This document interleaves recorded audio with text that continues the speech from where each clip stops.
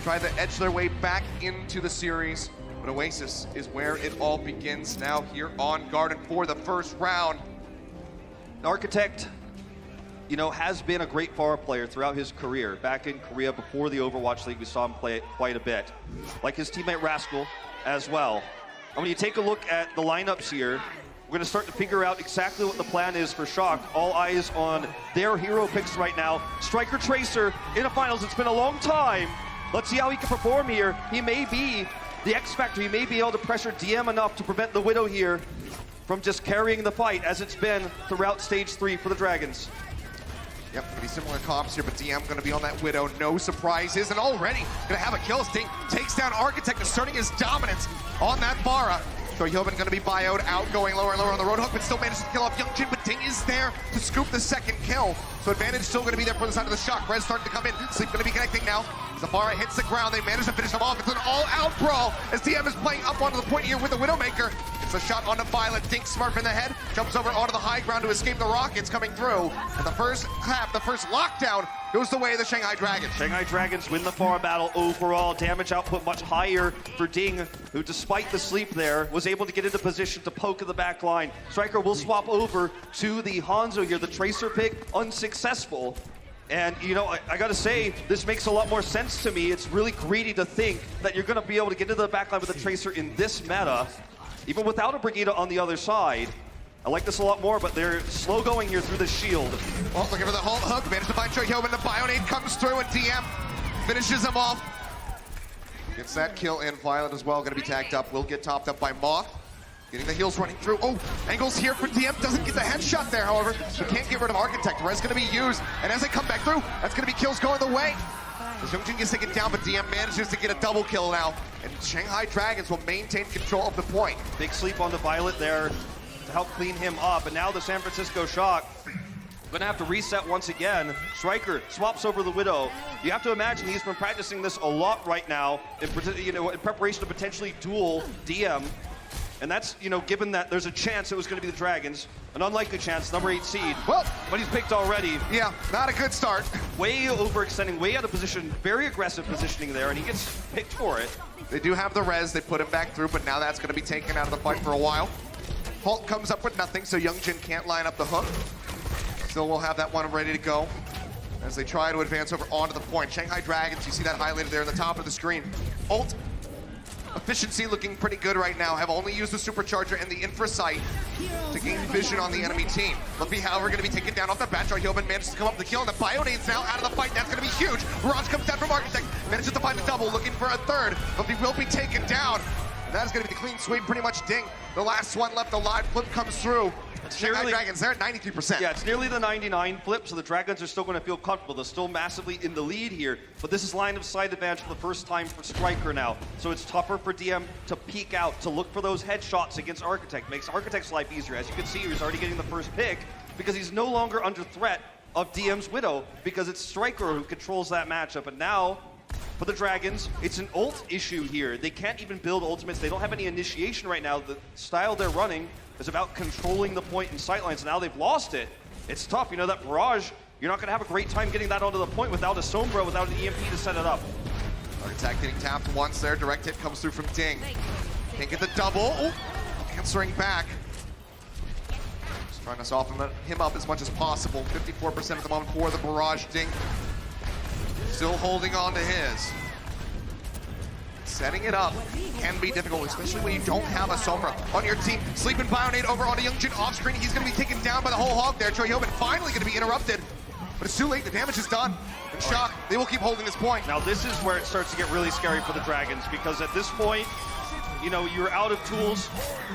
You know, I mean, Youngjin on the hog, he's a great Roadhog player, but again, with both of these compositions, again, they're mirror comps. The defender has the advantage. They have the control of these choke points, right? Taking this back was the best thing Shock could have ever hoped to do.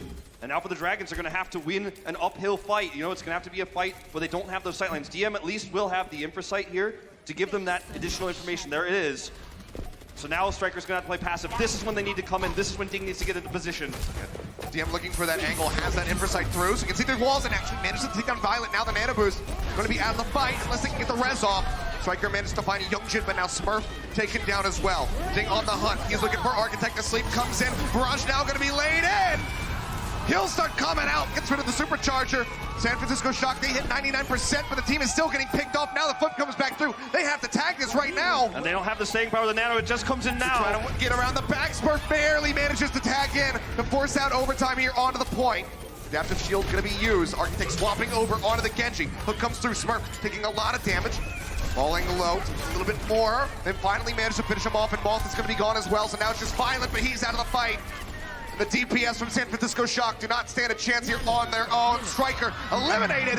It's a close one, but the first round of Oasis goes to the Shanghai Dragons. DM leads the damage output in terms of the Widow v Widow, and he's able to retake the point off that pick on Violet, meaning there was no nano boost, no staying power. But I have to say, the big takeaway from this first round is that San Francisco Shock, with this new line of Architect, Striker, and Smurf, held their own against the Shanghai Dragons, mirroring their composition. The Dragons are playing with their starting 6, and they still brought them to a 99-99. That means, at least if you look at zoomed in on Oasis, there's a great chance that Shock could actually take this first map, despite the first loss here. And it's a good look for the Shock going into this series. Winning this map is huge, as it will give them map pick advantage for the rest of this first to 4. That's what the desk was saying earlier. Control is the most important map, and it absolutely is. Now pushing forward, Striker starting off on the Hanzo this time. DM going to be moving over onto the Sombra. Not a lot of sight lines for Widow on this map in particular. Yeah. A lot of chokes and a lot of Orisa barriers to shoot through. Something not going to be the best for you, but that's going to be the whole hook coming through. Gamsu taken down. Flank. Very good start here for the side of San Francisco Shock. Youngjin just tanking that arrow damage, takes a breather, heals himself back up. He's trying to push forward and take down the Striker, but he's unable to do so. This time, though, the Shock are the first ones to lock this down. They had too much trouble dealing with the consistent damage output we were seeing there in the front line of the Dragons. Ding, in general, obviously is the better far. You could see it in the ult percentage here, 66 to 36, but it's the hook coming through from Choyobin. It's the pressure there from Striker on the flank that gets him the first cap. Now they're going to swap over DM to match the Hanzo, but you don't have initiation with this, with no EMP building, so I'm concerned about that. Well, Youngjin going to be taken down. And now Gamsu falling as well, so the front line unable to stand up against the Shock. We'll just go ahead and continue to maintain control at this point. Architect, ooh, has enough fuel to get back up, but DM was waiting on the low ground. Finds the kill, but Striker. This is the concussive there, so not able to launch himself back the way he wanted to. And look at the damage output here now. It's not enough to take him out here. He's pocketed, and there's just not enough damage from an Ana. Oh, but that's going to be the hook. And that will be able to take him down, so the pick on Moth not going to be leading to too much now. And a boost tossed through here on the Choyobin. Striker going to be taken down. Youngjin trying to draw this one back through as Violent gets eliminated as well. Choyobin around the side, does take a breather, does keep himself topped up, but Smurf's going to be eliminated now. DM trying to stay alive, trying to get the shots through. They will be able to do so. On the board now are the Shanghai Dragons. They get the flip 65% for the Shock. It's important they got it at this moment because now they're going to have 6 ultimates to defend with. And for the same reasons we talked about previously, Architect here, he's going to have the barrage, but getting into position to use it is very challenging here as the attackers versus defenders who now control this point, taking it up to 99%. Dragons can use Nano Boost to keep themselves alive through a longer fight. They can Dragon Strike the zone, and here it comes! Yep, Dragon Strike going to be tossed out. Choyobin takes that one up. He gets a lot of that damage with a breather. Supercharger going to be lost, so not getting that damage amp over onto the side for the Shock. Great trade for the Dragons. Now they have their own Supercharger down, but it doesn't last very long. Architect, he's got the rockets lined up. Hook comes through onto Youngjin. He gets bio-nated, so cannot get healed up. Will be taken down. Barrage, however, going to be tossed into the back, and that's going to be a double going through. Ding will get taken down by Violent. The res comes in. Architect back into the fight with a barrage of his own, so they might actually be able to flip this back through still. Gamsu going lower. The leap over the top. Striker comes up with the kill. Now looking for Luffy, who just does not stand a chance. This is a winning matchup for Choyobin in terms of the Roadhog versus Roadhog. He's getting the more impactful hooks. A lot of those are set up by Smurf. And you start to feel like the main reason why Smurf is in over Super here is his ability to communicate in Korean with Choyobin, but also his Orisa prowess, you know? He looks like a very practiced Orisa. Maybe he's been spending his entire stage waiting for this moment, and it's working out. Here we go again! Yep, that's going to be another hook coming in. Oh. Youngjin just does not stand a chance. Nothing to be done about that one here for the side of the Dragons, who need to get a flip very imminently. 90% about to be on the board for the Shock. Looking to close this out and extend us to a final round. Direct hit connects onto Architect. He'll push his way into the back with the rest of his team, but Ding's still applying pressure on that flank, but now DM gone in the front lines. Striker comes up with the kill. He's going to be taking a nap as the Dragon Strike comes through. They're trying to interrupt that ultimate, but we're unable to do so. Ult goes through, pulls 2 up. Now Ding going to be taken down. Res not going to be possible as Coma gets eliminated as well. Barrage going to be dumped in. Nano for good measure just to get that damage mitigation, and the OT Wick will burn away. 100% for the Shock. One more round. You want to talk about, unusual main tanks. Gamsu came in for the Shanghai Dragons as a last-minute trade right before the season began. He started his very first game on the Wrecking Ball. He's shown a lot deeper of a hero pool since then. But Smurf comes in today as an Orisa specialist, and you do see Choi Ho-bin matching hooks with halts consistently. And he's winning the matchup against Youngjin in terms of the Roadhog versus Roadhog because of it, because of that coordination. And we're going to take a look at this last barrage here from Architect. Yeah, getting the kill onto Ding was separated from Coma, who is then just grounded over on the side. It's all easy from here. You can even see the Hulk come through there onto Youngjin as well, just to guarantee. Now, as we head into this round, this is the more open round you'd expect the Shanghai Dragons style to work best in. But in the mirror, because of the Roadhog aspect, San Francisco Shock are winning the mirror on a map you would think the Dragons would be favored in because of their style in Stage 3. See if Striker can compete in the Widow v Widow this time, where he very slightly failed on round 1. Taking a bit of damage here, just trying to break down that barrier for now. Violet going to be eliminated. Ding coming up with a nice one. Good sight lines for DM. He has that headshot, takes that bar up right out of the sky, and now Ding can push forward. Oh, the hook! He dodged it, but instead Coma intercepts. Does get taken down, but Shanghai Dragons still coming out on top here. The skies are not safe when you don't have Widow advantage. So we do see the near car kill here for Ding. Yep. Push him into traffic. The Widowmaker battle, this is a 2v2, Widow Pharah versus Widow Pharah. When the Widow has control of sightlines, you can't peek as the Pharah, so you can't do damage. If you try, you're being greedy, you're making a risky play. If you get sniped by DM, best Widowmaker player in the world at the moment, then everything falls apart. And right now they have that sightline advantage, so Ding gets to be the one who dictates the pace. He does the damage here, while Architect is just trying to get into position. A lot of damage coming through. That's going to be the nano boost into the barrage. An instant 2 kills coming in. Architect, he's trying to dunk him, but instead he lands down here onto the ground, will be eliminated, and Youngjin set up to help protect his fellow DPS player. Now, we saw this same situation on our first round where the Empress Sight allowed DM to recontrol the point. That was the one time he was able to open with a snipe despite line of sight disadvantage. Striker has that same opportunity here now. And if he can find a back pick, if he can flank, if he can keep it a secret, I think they've got a great chance to retake, but it has to be now. Here it comes, he's popped it. Can he find a kill? We're looking for it, the hook comes in. It's not Striker delivering it, but Choi Ho-bin having that infrasight as well extended to him and the rest of the Shock squad. Does manage to get the hook through. Full Sting down, he's gonna be res now. DM pops the infrasight. Hook not gonna find a connection. They want that 99, they're just gonna stall this. That is the main point of the game here. If not, just try to win it out. Barrier denying a lot of sightlines, but DM still manages to find Smurf as he pops around it. And he gets the double tap off the grapple onto Striker. DM, this man is an absolute machine. There were doubters. Up close and personal, looking for Striker as he's been freshly rezzed back through. Poison Trap will reveal him for a bit. Pops back up over the top here with the launch pad, but we're at overtime. 3 members still gone on the side of the Shock. Looks like a Shanghai map to me. Smurf's caught here. Yeah, they hook him in, they take him down. The Wrecking Ball, the best chance to try to elongate this. Choi Ho-bin doing what he can, will use the recall to get his HP back, but still has to make his way over onto the point again. Ball rejoins, tags in here for the moment. No one really focus firing. Choi Ho-bin manages to pick down 1. DM gonna be eliminated, the hook not gonna connect. This is just really desperation here for the Shock. Yeah, doing what they can, but Choi Ho-bin just does not stand a chance. Hack coming in now onto Youngjin as they try to keep holding out hope, but they clear them off the point. That OT bar is going to plummet very rapidly. Ding pushing his way around, nearly has the barrage. Whole Hog comes out, Smurf gonna go down. Boss taken out, Choi Ho-bin gone now as well, and Architect, he's bionated, he's eliminated. And Shanghai Dragons, they have the first map.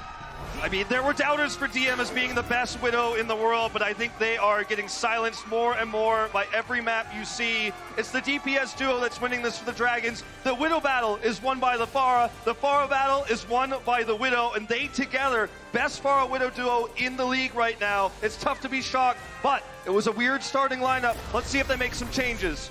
A win on the board for the newcomers here in the final. Let's see if they can extend that or if we get a tie when we come back. The Overwatch League is brought to you by T-Mobile, now connecting 99% of Overwatch League fans. Catch your league on America's network, T-Mobile. And by State Farm. Whatever life brings your way, State Farm is here to help life go right.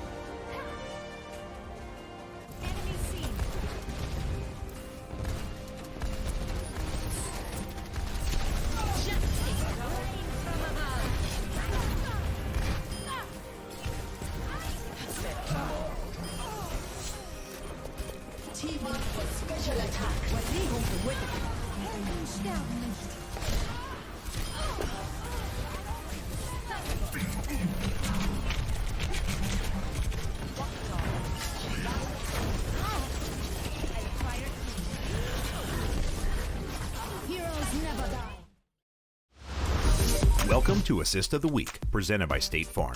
The Toronto Defiant had just captured the point in a close match against the Atlanta Reign during their homestand, but the Reign came roaring back to immediately recapture. In the last fight, the Defiant's Yakpung tried to Earth Shatter, but was cancelled at the perfect time with Airster's Brigitte. A Shatter comes in, gets canceled though. Yakpung not able to get it off in time, and he's going to drop. Atlanta Reign charging back into this one. They lose their Reinhardt, but they've got enough here. And welcome back, Shanghai Dragons, able to kick off this final series. Get the win on Oasis, now have that on the board. Map pick gets ready to go to the side of the San Francisco Shock. It was a gamble, Achilles, for the San Francisco Shock to bring some of their oldest players, Architect, Striker, and Smurf, into the lineup. They wanted to run the mirror, and in terms of the Roadhog, the halts and the hooks worked perfectly, but in the longer-term battles, it was the Widowmaker and Pharah duels that won out for the Shanghai Dragons. Architect versus Ding on the Pharah. 6k the leader is Ding in hero damage, 19-10 on final blows, but it's not a one-man job. When you're Architect in this case, you have to deal with the best Widowmaker player in the world. Where you fly, where you stand, and where you use your jump to try to get to different locations always puts you under threat of being shot by the enemy Widow. And when Striker is just not able to come up big, you're always going to have that disadvantage. Yeah, I mean, only one fewer death on the side of Ding, but nearly double the eliminations. It just means that he was doing more when he was on the board, when he was out there for his squad. So, solid start here for the Shanghai Dragons. Question is, can they keep the ball rolling? Now the ball is in the Shock's court. They have the map pick as we get ready to move into Hybrid. Now, moving into Hybrid, that's really important. We'll talk about maps in a moment, but I do want to hit on the substitutions that we do have coming through here, because as you'd expect, we will have all three main roster players returning in Rascal, Sinatra, and Super. So The starting 6 that we've seen dominate and take this team to 3 back-to-back stage finals is what we are going to see as we head into the next map type. But it's important to note that when you look at maps here and what is very much a stylistic difference between these two teams, the maps you pick here could come back to bite you in the later series if you can't win the maps that you feel you're favored on. And for the Shock here, Numbani will be the first of such maps. It's a great map for the Shanghai Dragon style in terms of the Pharah, though. So, you know, it's a questionable pick, but hey, if you win this one, you feel like you've really taken the wind out of Shanghai's sails and you've taken back momentum. Absolutely. Want to see that tied series here on the board. Go the distance. Put as many rounds in as humanly possible. You can see the records there. 3-3 for the side of the Dragons. Shock 5-2 historically on Numbani. So do have a bit of an edge up there, at least in theory. We'll be starting on that defense first. So one of the reasons why Shock like Numbani is because Rascal is really the only Batiste player we're seeing consistently in the league. You know, when you look at San Francisco Shock Batiste percentages versus the league, they're 6 times the league average in terms of Batiste usage right now. And on this map, if you see just down to the behind the point, there's an area called the Atrium, and you use that to hide behind Super Shield right on the Reinhardt.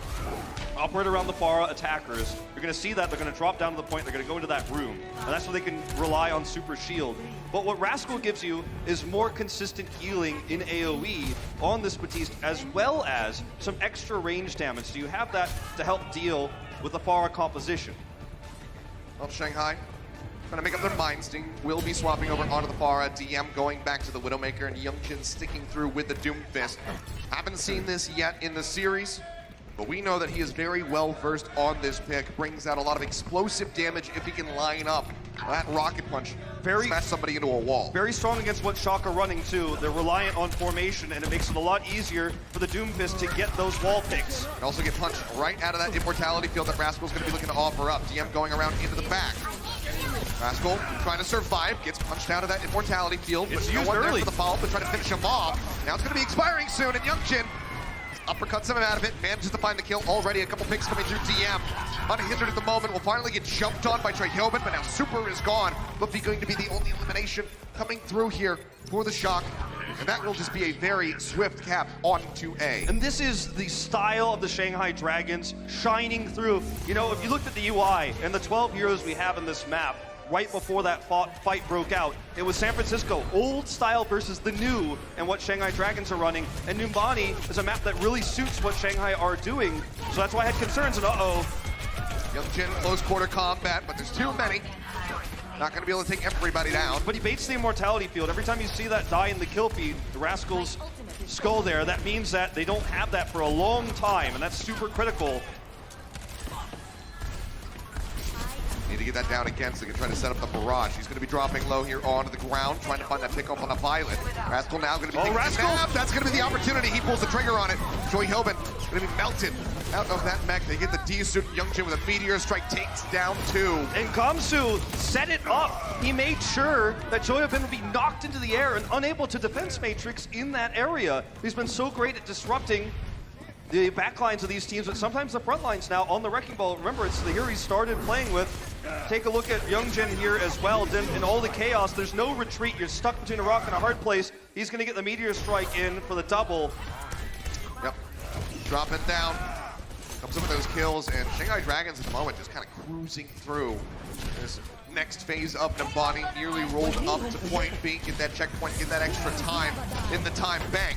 Still nearly 4 minutes ready to go. Dink gonna be hacked for the moment, so will be grounded, but it seems like no one from Shock is going to be able to try to take him out. Alt's gonna have to use that sound barrier as well, just to try to keep everybody topped up, and the Super swings forward. DM just cuts him down. Now he's got this angle here. Immortality field down, and the amplification matrix isn't gonna do much for you. This is definitely gonna be the cap in 5 minutes. The advantage here, and Sinatra's finally getting close to an EMP. Violet's gonna be staggered as well. I gotta say, you know, the choice of Numbani is not paying off for the Shock right now. They're getting dominated in a matchup that has been winnable for Pharah Widow across the board all throughout Stage 3. This is the more standard comp right now. San Francisco going back to the past. EMP is late, and I don't know if it's gonna be a game changer here. It can buy some time. But things are really dire for the Shock at the moment. 4.5 minutes. That's a very arduous time bank to be looking at if you're the Shock here on this defense. Absolutely is possible. We'll try to take this one back into their hands. EMP out from Sinatra, manages to catch 2.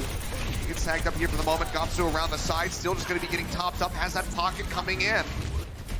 It was He's alive now. That self-destruct going to be gone. The EMP didn't do what they wanted. They wanted to get the pick onto Ding, but they weren't able to follow up.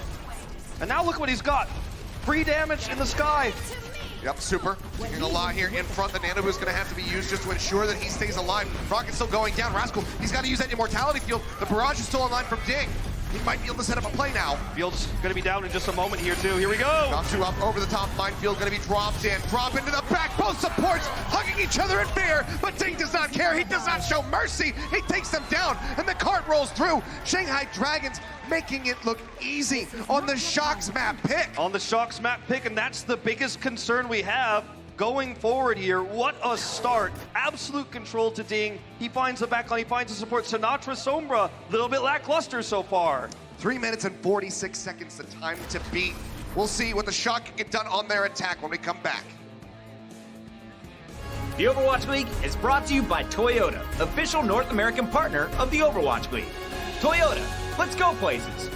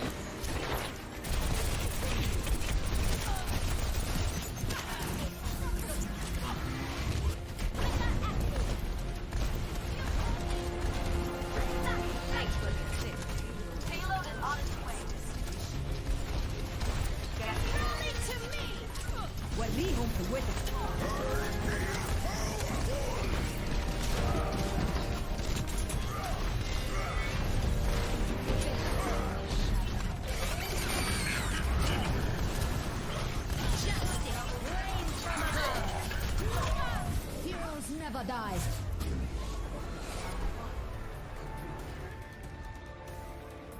This is not your time.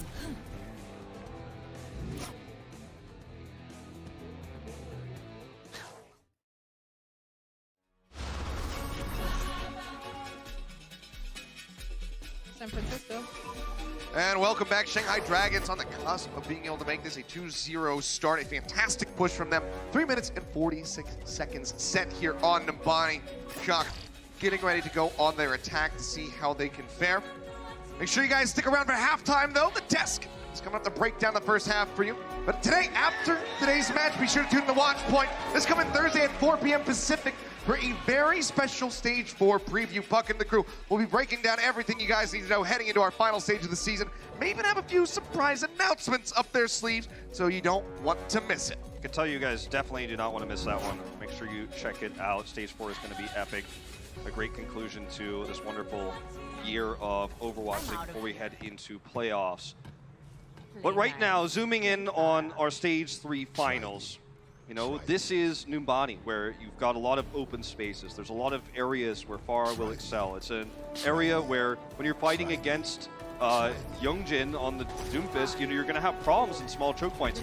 Now the Shock will either have to take the stairwell to the left here, where they're going to find themselves having Doomfist problems and Pharah issues, or they're going to have to break straight through the center. On their way through the center, they'll take a ton of damage as they try to get into that hallway, but they are taking the left side approach instead. Again, not easy here. You're going to rely a lot on Batiste's AoE healing, as well as Lucio, obviously, as you come through. And here comes Youngjin on the flank! Yeah, he's waiting around the side, but as soon as he sees that Zarya bubble and Sinatra, he knows that he can't go in, doesn't want to feed any ult charge or energy over to that Zarya. Well, they're getting pelted by Ding right now at the moment. He's just uncontested. Youngjin just looking for an avenue of approach to get his way back into the fight, try to pop somebody here.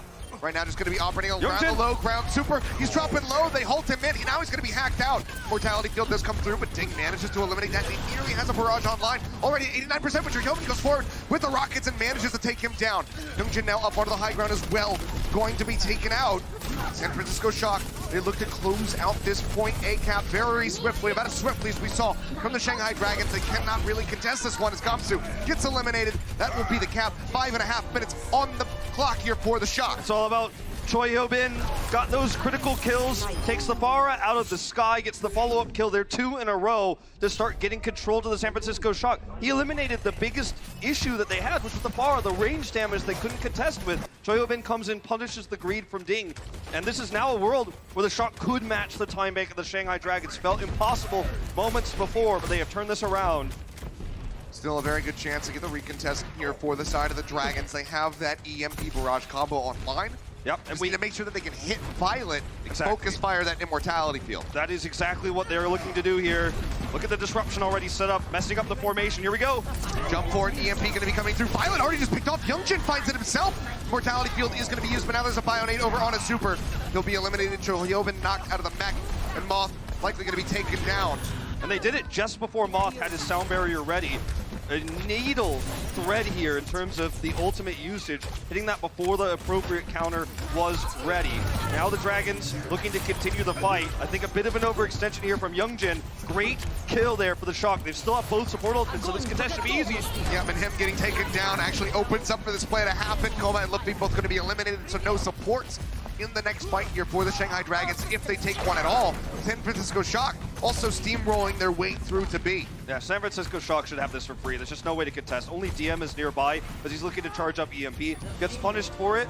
But the Dragons' ultimates aren't as impactful as what the Shock have. They can shut down everything the Dragons hold right now. All Choi Hyobin has to do is open the defense matrix. As long as he's not picked or hacked, which is exactly what DM's going to be looking for, and the Shock have a great chance of matching or even beating the time bank here in this upcoming team fight. You know, combos here way better for them at the moment. Yep, Gamsu going to be dropping into the back, pops that adaptive shield to try to stay alive. The mortality field already going to be used as Youngjin looks to wreak some havoc. So they want Meteor Strike as a bailout, and he's going to be using it now. Violet gets forced with the Transcendence. Youngjin just trying to play this one out patiently, drops in onto that ledge. Keep himself safe, doesn't want to land in the middle of the Shock squad. Ding falling low, Amp Matrix going to be thrown down, a lot of extra damage going to be coming through, but Rascal gets taken out. Youngjin goes back in with the uppercut and manages to find the kill. We'll be able to slow up the cart here for now as Gamsu continues to play forward, keeping this one contested so they cannot advance. Choi's the target they want, but they just can't get him.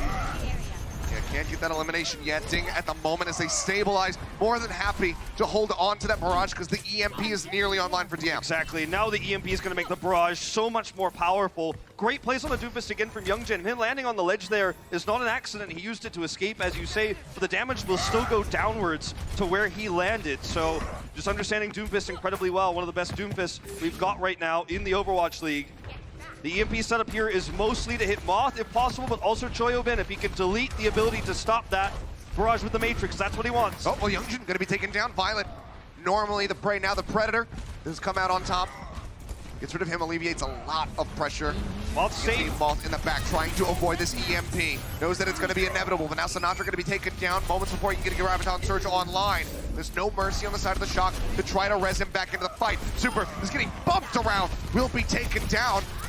And already, Shanghai Dragons have established a superior time bank for themselves. And they're abusing Choyoben. They slept him, they hacked him. And now he's knocked out of the mech. You don't need a barrage when there's just no damage mitigation. And Gamsu has no fear. He's going into these fights alone. 1/4 health. He's baiting out the immortality field. That's another thing that the Shock have that can mitigate the massive damage the Dragons have, but it keeps getting baited out before they get to take the fight they want. They're going to have 6 ultimates here going to the next fight, but you can't favor them in this particular fight because of the EMP factor. It's going to have to be the next one you'd have to think that they could potentially take. Too greedy to try to commit now, and no energy. They have a grab bomb combo. Energy can be built up pretty rapidly here. If he had the shield online, He baits pushes it around again. to the side. Yep, immortality field's going to be taken down. Sinatra still with a slur of HP, trying to survive. Both support ultimates available here for the San Francisco Shock. They want to be able to hold on to those for that EMP when it comes in. So incredibly good from Gamsu. Graviton searches out. Sinatra manages to get the catch. Gamsu going to be eliminated, but now Rascal is gone. So no further Res. immortality field, and he just goes into the back. Koma just slinks his way through, manages to find the res. Gamsu going to be back into the fight, but Youngjin going to be taken down as the shadow comes in. Then drops the barrage, manages to find one. Sinatra gets cleaned up, but he doesn't last much longer after that. Super able to swing and get the kill onto the enemy Pharah. Gamsu still wreaking havoc in the back. Gets the nano boost, the EMP coming through. Super bionated, but the sound barrier shield comes in to try to keep the Reinhardt alive. GM is going to be snapping back over to the side, trying to keep himself safe. Koma's insane. Youngjin continues to find these picks. Koma gets that res, he's healing up Loopy. Nobody's dying. Nobody's dying on the side of the Shanghai Dragons. That's another immortality field down. That's not going to be up when Rascal respawns here in the next few seconds. Gamsu is hitting these moments so critically, forcing out these immortality fields. They took the passive fight. They won the time bank war, but they might get more than that now. Violet nearly picked off as he swaps over onto the Moira. And you Would do have see been absolutely crucial if they could have gotten that kill there, but DM still just farms up 40%. Rascal swapped over to the Hog now as well, taking a page out of Vancouver Titans book from yesterday. But it's a bit too late for the time bank. Let's see if they can finish the map. Minefields again going to be dropped in. Hack goes through onto Rascal, so he cannot tell. He only gets pushed straight back into the mines. Youngjin plays it perfectly, gets the hit. Now takes Shoyoben out of the mech in midair. This guy is an absolute maniac. Absolute crazy performance here from the Dragons. They are in their zone. Violet's gone. Youngjin is just popping off. Another Meteor Strike nearly available. We'll get the kill onto Sinatra again. Now looks for a little bit more. Rascal, he's got that self-heal. He's trying to stay alive.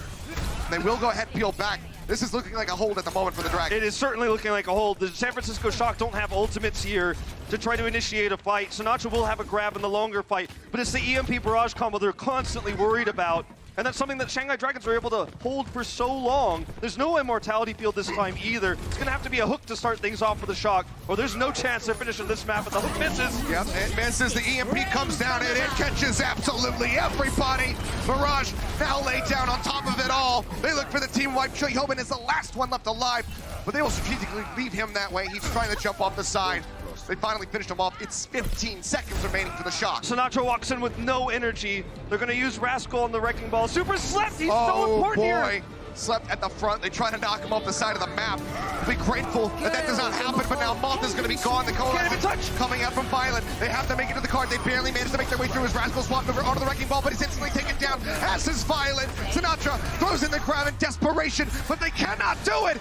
Shanghai Dragons, they move up 2-0 in this first of 4 series. Shanghai wins San Francisco's map pick of Nimbani, a map pick they may regret looking back, but this series looks like it might be a quick one if they can keep up this performance right now. This is their meta, and they are the fan favorites, and they're 2 maps away from taking their first title. We've got halftime coming up to break down the action. San Francisco Shock going to be heading into the back room to try to stabilize and bounce back to get some wins on the board. The Overwatch League is powered by Intel. Game, record, stream without compromise on Intel Core i7. And by Omen by HP, the official PC and display of the Overwatch League.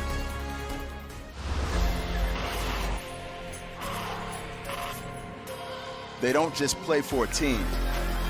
They play for every fan, every rival, every moment, every match. And when everyone watching expects the best, they perform with the best.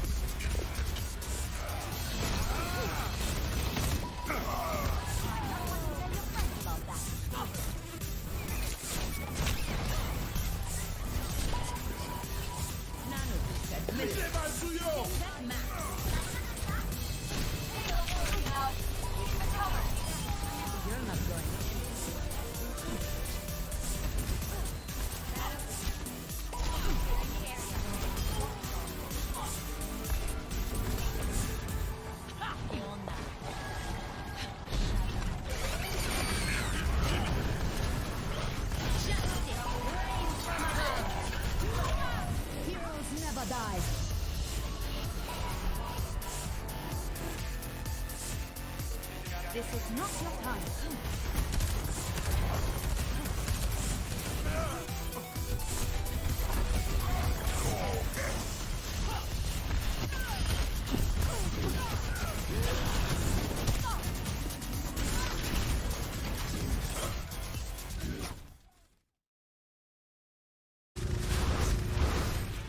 The Shanghai Dragons are trying to take this Cinderella run all the way to the finish line, and they're off to a fantastic start. They're currently up 2-0 over our returning champs, the San Francisco Shock. Welcome back, everybody. It's Chris Puckett alongside all the expert analysts here today. We've got Soy, we've got Bren, we've got Sideshow, and a bit of a shocking scoreboard as we tune in after 2 maps. It's been all Shanghai so far. The Shock, heavy favorites, but they're playing into an upset again. Yep, I predicted Shanghai. I'll just throw that Oh, one. okay. Yeah, sure. But even I was not expecting it to be 2-0 at the half for Shanghai. I was expecting this to be 1-1.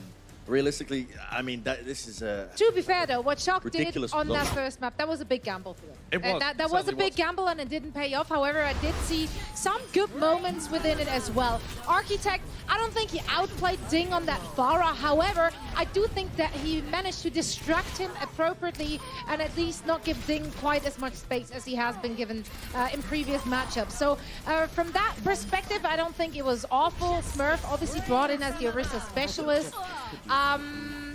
Yeah, didn't all quite work out for them, but it didn't look awful either. Josh, why would you play 3 players that we haven't seen in a starting lineup since February, now in the Stage 3 finals? Well, because it catches the Shanghai Dragons off guard. They have no idea what the starting roster is, and they also don't have any idea what the map is. Whereas the San Francisco Shock could have been scrimming with these guys, practicing with them for a long time. Now, I don't know whether that was the case. They came in looking fairly well coordinated, had a decent game plan, and I agree with Zoe. It wasn't a total throw of a map. Yeah. They didn't just throw it in the trash and move on to map 2. They gave it a good shot, and it was worth a punt, in my opinion. So I think it was a reasonable tactical decision from the coaching staff of the San Francisco Shock, and they made it very close, but it didn't work out. And now questions will be asked, because had they fielded their starting lineup in the first map, maybe they would have got a different result. And Well, I think in my we all opinion- give Shock a lot of room there, because the coaches in the past, they have been top-notch, Oh, yeah. always the Yeah. best strategists. That's what I mean. It was very high risk, high reward, but it's backfired tremendously now. And as we look at the highlights onto Numbani as a map, this was where it started turning for the worse, because this was the map that Shock was supposed to be winning definitively. Again, the hybrid maps that we're seeing here, this map type, Shanghai Dragons do not have a good record on all 3 that are currently in our map pool. They do not enjoy playing on them. And realistically, I think they should have picked Hollywood in terms of the map picks, because Shanghai have currently not won a single match on Hollywood. North Now, and 6 you might on wonder, Hollywood. North and 6. You might wonder why they would pick Numbani instead. I mean, there's theories. I was speaking to Matt, one of our producers. He seems to think that they might be saving it for a little bit later into the series. I Smart. think that's absolutely not. It could be like a strategy, but honestly, you play for the wins early on. You don't play for the late game, right? I would agree. It doesn't really make sense in that regard. So the question is now, why have they decided to go against, I guess, the weak point of the Shanghai Dragons and go for Numbani? And to be fair, it looked like it almost worked out, but it's just these final points. The Shanghai Dragons are very clinical running this comp here. They are so good with this triple DPS comp, and if you play into the maps that work well for them as a strength, I think Shanghai are going to beat you every time. They have more practice than anybody else in the league with this composition, and they have higher individual skill on all 3 of those DPS roles than any other team. To be fair, though, yeah, you can play into your opponent's weaknesses and pick the map they're the worst on, or you playing into your own strength. And Numbani is one of the best maps for Shock, together with Eichenwalde. I think overall this stage they only lost 2 rounds on Numbani, so it's not an awful plan to begin with either. Sure. Now, Numbani, we know it. It's a great map with a lot of verticality. You can run the Pharah, the jetpack, and rocket down from above. You can run the sniper at long ranges, but we haven't seen a whole lot of Doomfist on this map until recently. Josh, break down the attack for us. How did Shanghai pull off their first successful attack? Yeah, they ran a strategy that I loved watching, because it was a set play, people moving all over the place, and it looks beautiful to watch. So I've got an Insights powered by Intel where I'm going to take you through the Numbani first point push from the Shanghai Dragons. So here's the setup going into it. This was the first round of attack, and San Francisco Shock have split their team into 2 groups of 3 on the high ground. Now, for Shanghai, they have 1 goal and 1 goal only. They want to take DM, their Widow, and place him behind here so that he's got the streets angle and can get this kind of sightline all the way through so that he can get this long-range sniper sightline. Now, how are they going to achieve this? They're going to push the Pharah and the Mercy around here, and they're going to take Youngjin on the Doomfist to poke in as well. The Gamsu's also going to join, but these guys are just a distraction. All they're doing is allowing a little bit of space for DM to set up in the streets, and at that point, Youngjin, after coming all the way through here, is going to double back into the streets. I love this set play. You can watch it play out here. The Pharah and the Mercy start to go towards these guys at the bottom of your screen, and DM, who's on the Widowmaker, pauses for a moment, realizes that it's time, and now you see the engagement. It's these guys at the bottom here. Gamsu and Youngjin at the same time as the Pharah and the Mercy, making space for DM. Look at DM's health. He is getting pressured here. He's on half health. They do not want this Widowmaker to have this long sightline, but as soon as he's set up and manages to grapple through, it's game over. Now, in the meantime, you've got this battle happening in the streets between the Doomfist and the Batiste, which I'll run you through later because I've got some point of views to take you through as well. But this setup was fantastic, and it allows for this kind of individual skill from DM. Here he is as he works his way into the street. This is the sightline he's been going for, and look at that! Threads the needle and finds Violet. In the meantime, Youngjin, who's been distracting, now comes back and takes a 1v1, and he's so good. The Doomfist, perfect counter to the Batiste that is always run by the San Francisco Shock. You can punch them out of the Immortality field, uppercut them through the Immortality field. This incredibly powerful ability for Rascal on the Batiste, a hero that he has redefined how to play, gets shut down completely. The Shock, very little time to prepare for the 8th seed. Yes, the 8th seed that is currently up 2-0 at the half. But we know as these playoffs go on, it's going to be the loser of the previous map picking the next map. Let's take a look forward at the Shock's picks, because coming up, Bren, we've got some interesting choices, and that Numbani pick we were all questioning. Yeah, I'm looking at the Assault maps now, which is going to be the next pick for Shock. And, I mean, you kind of have to be a fool, I think, to not go for Paris here. Again, it doesn't really... You might think it plays into the Shanghai Dragons compositions a little bit, but the San Francisco Shock are clean when they're running the Batiste on this, which they've been perfecting with Rascal on that one hero. I feel like Paris is going to be the kind of pick for them, but at the same time, these teams are also prepping unorthodox strategies, and in the playoffs, they like to bring them out. They like to kind of take teams off guard. I mean, we saw Shock do it in map 1, so who knows? They might pull out anything. They might just surprise us and go on to Volskaya. Anywhere you go other than Volskaya, though, is the pick. I mean, Volskaya is the one map that you want to avoid in this situation, because Shanghai Dragons undefeated on it, took down the Vancouver Titans, who were also undefeated on it. It's such a good map for them. They have to play this map pool. Zoe, you said that you're going with the Shock in this one. Do they bring it back in games 3 and 4 and tie it up? Well, I certainly hope so. Otherwise, I don't know, my prediction this playoffs, it's been a rough time. I do think they have what it takes. It all comes down to their set strats, and they clearly came in with a game plan. We saw some different looks from them. We saw a lot more Ana being played over Zen, Violet, so that is a big change coming out from them. They also pull out the Moira fairly frequently, actually, to kind of counter Ding on that Pharah. And yeah, we see Sinatra on Zombra a lot more than we were usually seeing during stage 3. So I do think they are prepared and they have what it takes. All right, well, it sounds like the players are done talking with the coaches. Blizzard Arena, are you guys ready for some more Overwatch? That's right. It's time of big game 3 coming up next, live from Los Angeles. The Overwatch League is brought to you by Toyota, official North American partner of the Overwatch League. Toyota, let's go places.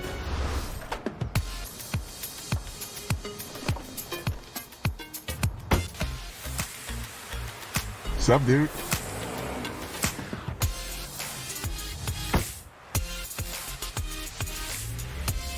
Remember when we used to carpool to LAN parties? Dude, we've come so far.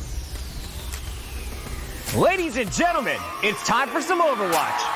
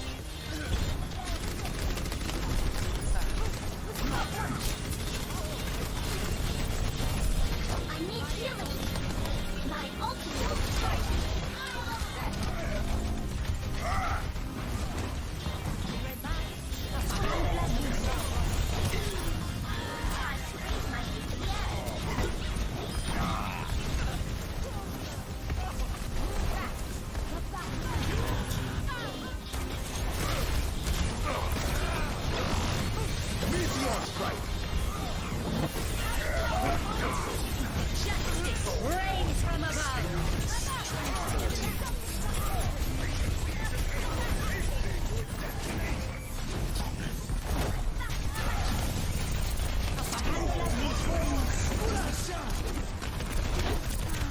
I'm out of here.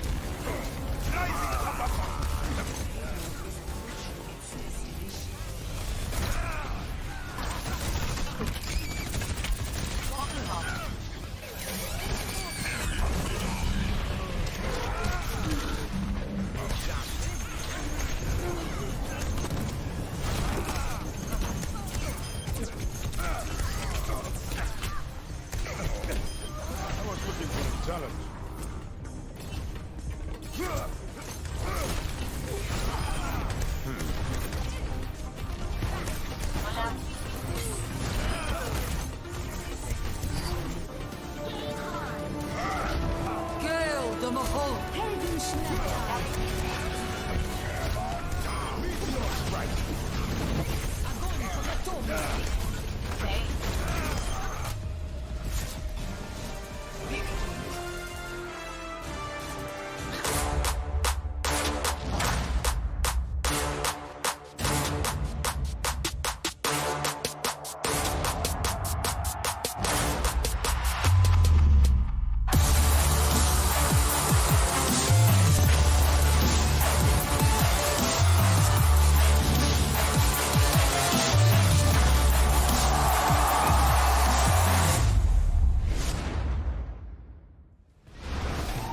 And welcome back. We are halfway through this set. Right now, Shanghai Dragons, they are dominating. 2-0 start for those guys, looking to make their way into that grand final that you just saw the promo for. Going to be in Philadelphia. Super, the main tank for the Shock from the area.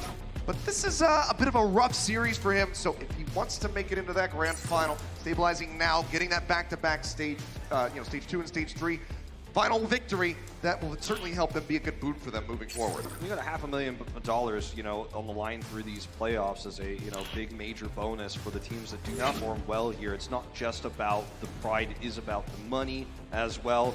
But I think for both of these teams, it's about the prestige more than anything else. The Shanghai Dragons looking to be the first Chinese team to say that they are stage champions in our 7th stage finals that we've had here in Overwatch League history. The Shock trying to get that back-to-back that almost no team, has gotten before, and we'll see very few teams get in the future. You have to imagine it's hard to do, especially when you have, they were the kings of the 3-3 meta, now completely different meta, and they're struggling against the Shanghai Dragons, who adapted early in the season, mastered the Pharah Widow. The Shock came in with a few tricks up their sleeves. We saw different roster from them, a different starting lineup, but Shanghai, they came in with a Youngjin, they came in with a Ding, they came in with a DM. Youngjin, especially there on Numbani, bringing out the Doomfist, just absolutely clapping. We talked about the prevalence of Rascal on the Batiste, and you mentioned it in the broadcast, the desk talked about it, but it was evident in the game that this ends up being a great counter to what Batiste brings, but it's not just the Doomfist, it's Gamsu on the Wrecking Ball, baiting out those immortality fields early so that the team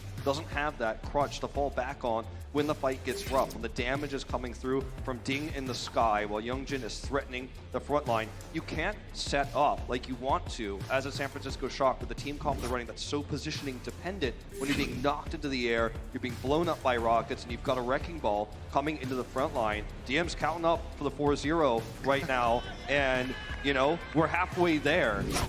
Very few people would have predicted Shanghai to make the finals. A 4-0 would be incredibly further crazy in terms of expectations. Well, we'll be moving over to Horizon Lunar Colony. Again, map choice of the San Francisco Shock. Numbani did not work out for them. Let's see how they fare now on Assault. Need to get a win on the board. If Shanghai Dragons can take this, it's reverse sweep territory for the Shock. They will have to win 4 straight consecutive maps in order to get that back-to-back stage championship. It is the greatest map choice they could look for. I similarly disagreed with the desk on the Numbani pick. It was a big risk. If you win it, you feel great because it's a tough map to win against the Shanghai Dragons. This map is their best of the 3, and it is the best map to run their style. The Batiste goats, right? The Reinhardt Zarya Batiste variation. Pharah is viable here, but it's a lot tougher. You see much more Hanzo play. It general on this map, especially if it's in a Risa setup. And the Dragons... Reaper to spy check. Yeah, the Dragons are going to spot this out. And then they're going to look to run the Wrecking Ball here. Once again, the Pharah. It's all on Rascal again to make that impact on the Batiste. And Youngjin is looking to disrupt where he is, where they stand, and where that healing's coming through. Already trying to draw people over onto the point. Super has to drop down to keep that one contested against Gamsu. Youngjin waits for his opportunity, pushes forward, dives into the back. Sets Seismic Slam, jumps his way back out. Immortality Field now going to be taken care of, and Youngjin barely survives. Look for the next setup while they have that cooldown. Pushes Super away from the point. Shanghai Dragons work their way through. Again, the uppercut zoning him back. And Matrix is going to be available. Ding dropping low to the ground, trying to avoid that extra damage coming through. They'll be able to do so successfully. Dragons close to that first tick, but now going to be contested again by the Shock. Here comes the Wrecking Ball attack. Immortality Field. Throws that one down, and Gamsu will get punished for that overextension. And now, you know, this is a great moment for the Shock to start to really unlock the potential of a full hold here. I'm not trying to predict the future. I'm not trying to tell you guys that's what is going to happen. But in terms of ult economy here, with Violet hitting the Transcends and Botsoon to have Sound Barrier, there's a lot of staying power on this point. This is the fight Dragons really need to win if they want to have a good time bank. This is the tiny window they have right now. Needs to be now. Well, Minefield going to go into the back. Just to pop up on a couple members of the Transcendence will be forced up from Violet. Bionade only connects onto one. Sinatra not going to be able to receive any healing here for the moment. Also coming online, one tick, nearly two gained to the side of the Shanghai Dragons as they look to push this one forward. Nanabu's going to be tossed into the back, but the shield, they get raised by Super. He stays alive. Gets that explosive damage coming through. Rez does come in, Super going to be taken down, but now they lose out on the Youngjin as the Sound Barrier is dropped from Shock. It's actually huge they're able to get the Sound Barrier here, despite the fight, you know, being... It was scrappy, but it was pretty over for the Shock. Now with the regroup, they don't have that Sound Barrier, and this is a great opportunity to just outlast them in this fight with the damage output they have. Well, they're taking their way up, crucially, already had that second one, so now going to be pushing up to 81%. Shots still coming through. No one can really push over to DM at the moment. Troy Hillman would love to try to shut down this Widowmaker, but he himself is in danger of losing out onto that mech. Graviton Surge coming through, manages to find Gamsu, but Youngjin is already disrupted the back line, got rid of two supports. Super, however, with a pin, manages to equalize, gets rid of Super! And snipes Sting out of the sky with a fire strike. Huge plays from Sinatra as well. Knowing that he was out of fuel, Ding was out of fuel, and he was not going to be able to escape there. That was massive. You see the fire strike come through there from Super to finish the kill, but Sinatra was going to get it either way. That's a huge moment here that they were able to win with the grab, because all these tools be missing. The ults you see now, or the lack thereof for Shock, we're going to be there on B. Just have a shot of him sniping the Pharah out of the sky here. Yep, gets the pins. All after preventing the res. So Shatter in, and a great fire strike. But as we look at this fight here now, you know, the Shock absolutely could build the ults needed to hold B here. Pile driver just sliding down the top there. Minefield going to be dropped in, but Youngjin's going to be eliminated. And Matrix comes through from Rascal. Manages to stay alive and actually takes down Ding. Suddenly we're at 35 seconds remaining.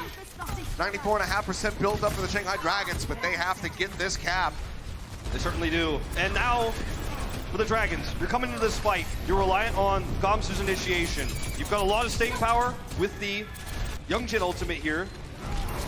And that's what you're going to have to rely on. Super's caught. Taking some pressure there onto the shield. Dragon Strike going to be coming through. They're going to pick somebody off. Instead, they're going to be shifting up on top of the stairs. Super playing solo for the moment. Choi Hyobin going to be taking it out, and Rascal going to be assassinated in the back line. Barrage now rolling through. Moth going to be taken down. Only one support. It's going to be Violent. He can only heal one person at a time unless he has that ultimate, which he does not. Super cleaned up. Rocket still coming in. They will get the kills here right as we enter into overtime, get the cap, and get bumped up 4 minutes in the time bank. Now the San Francisco Shock have great tools to prevent this from being a snowball. You know, sometimes we call it a snowball, sometimes we call it a double cap, but some fights can lead to double captures. You can go straight from A to B, and the Shock have the tools to prevent this. Well, he's looking for the punch. Doesn't quite connect there on the Moth. Besides, we slam here onto the high ground as he tries to stay alive. Gets another punch in on the Choi Hyobin, but Super can't quite keep him alive. Does get taken down. Immortality Field now going to be eliminated. Meteor Strike is in. Youngjin looking for a place to land. Doesn't get anybody with the impact, but Rascal is still going to get cleaned up. Self-destruct coming in from Troy Hyobin looking for a pick. Is unable to find one, and Ding denies the remake right at the last second. Insane. One tick nearly grabbed here. Now going to have it. Shanghai Dragons on the board with 3 minutes, 15 remaining. Transcendent comes in from Violet, but it's too late to try to save Malt's life. They'll get cleaned up.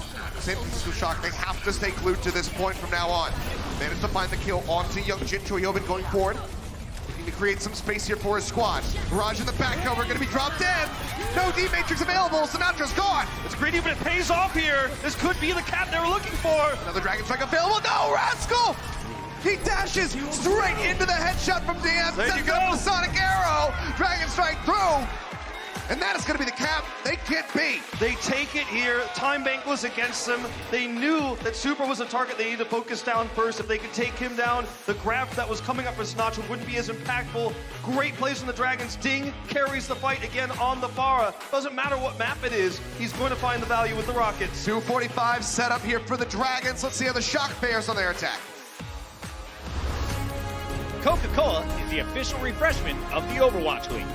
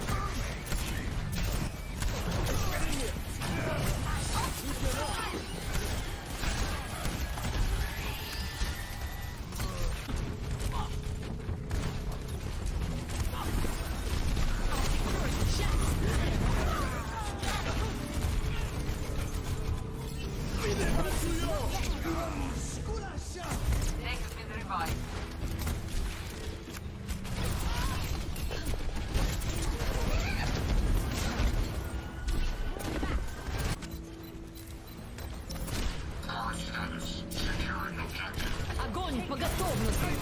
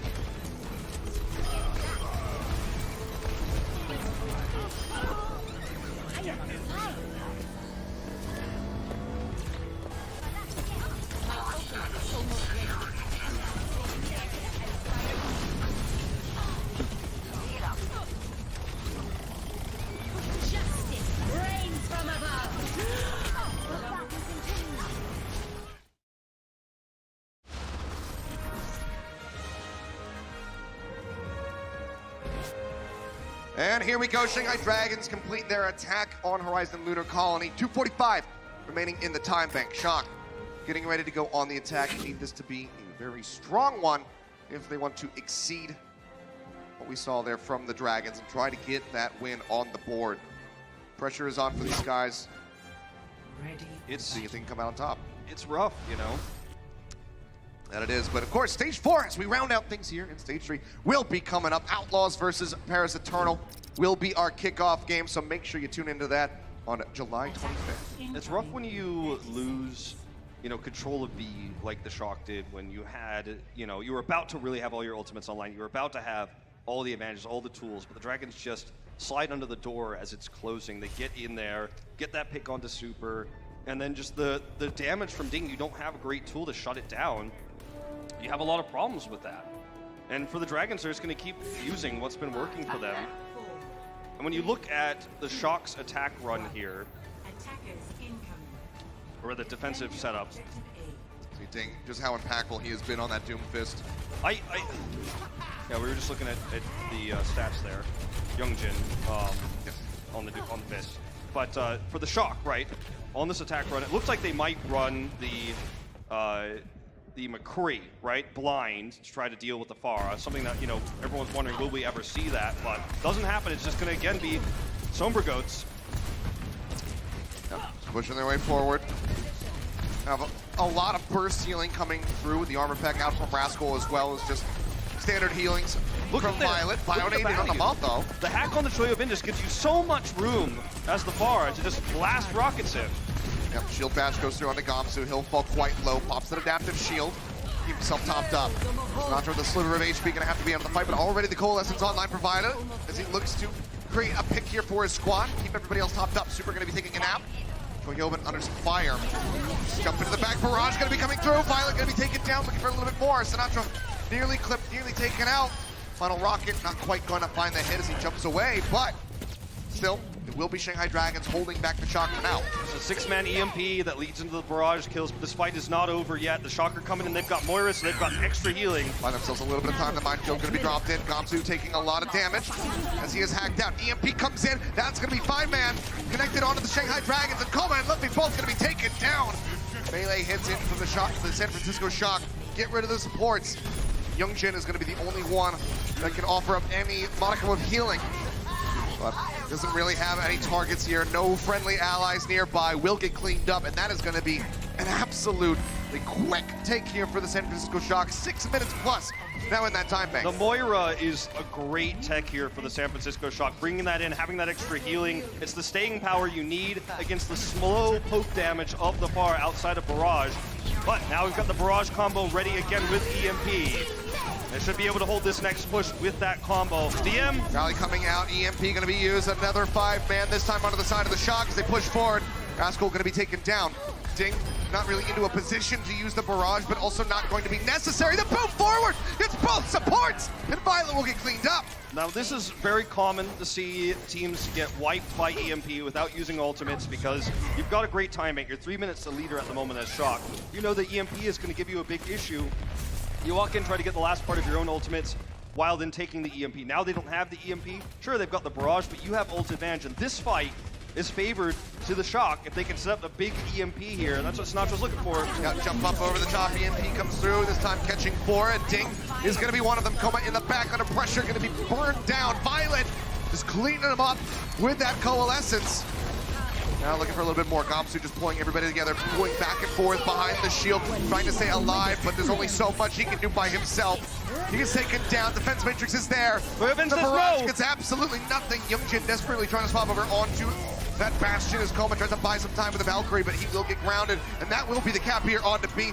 San Francisco Shock, they rebound in a major way. Absolutely the right map pick for San Francisco Shock, and with this great time bank, you could see why they were able to snowball this into a second capture early off of that EMP. They waited for the first EMP from the Dragons. They allowed that to go through. They held their ultimates and came in for the better fight, the better EMP with the ult economy advantage they had. And the execution was crisp, despite desperate swaps to Bastion, you know, despite Ding getting nano boosted and tossing out the barrage. The fight was won the moment Sinatra hit the big EMP. And this might be the first real signs of life for the San Francisco Shock. We're seeing it right now. The map pick works in their favor. Yeah, I mean, nearly 2 minutes the advantage, just shy of that by 2 seconds. So 4:43 set up by the San Francisco Shock. Of course, do have overtime rounds coming up to still determine who will be the victors here on Horizon Lunar Colony. So still a chance for the Shanghai Dragons, but Shock, like you said, looking alive, looking good. Yeah, this defense is going to be so critical because in assault maps where, you know, overtime goes until both teams are out of time, you know, so we could go into another overtime round after this one if both teams get 4 points here. Things can start to go very differently than the time bank would suggest if Shanghai Dragons are able to get, you know, a double cap early, then defend well. I mean, it does happen a lot, but I give the advantage to Shock, not due to their time bank, but due to the strategy they've been running and how strong it is on this map and how great they've already looked against this composition from the Dragons on A. Burning that time bank is the primary goal here. You can hear the cheers coming out of the crowd here in the Blizzard Arena in Los Angeles. Set up, looking for that Dragons cap as they push forward here. Their first overtime attack. Always have more. Never know. Troyobin getting a huge chunk of damage there. He's displaced, and that means rocket damage from Ding is huge. Yep, just gonna keep punching him. Not getting the full charge on that right click though, so it's not doing too much damage. Now goes in, pins him against the wall, gets a little bit more, barely survives. Bionade having to be used already. One tick snagged here by the Shanghai Dragons. So TM Gonna be taken down just moments before he gets that Dragon Strike online. Kamsu trying to escape here for the moment as Youngjin is way in the back. Gets a pick up on the Violet, but will not be able to stay alive himself.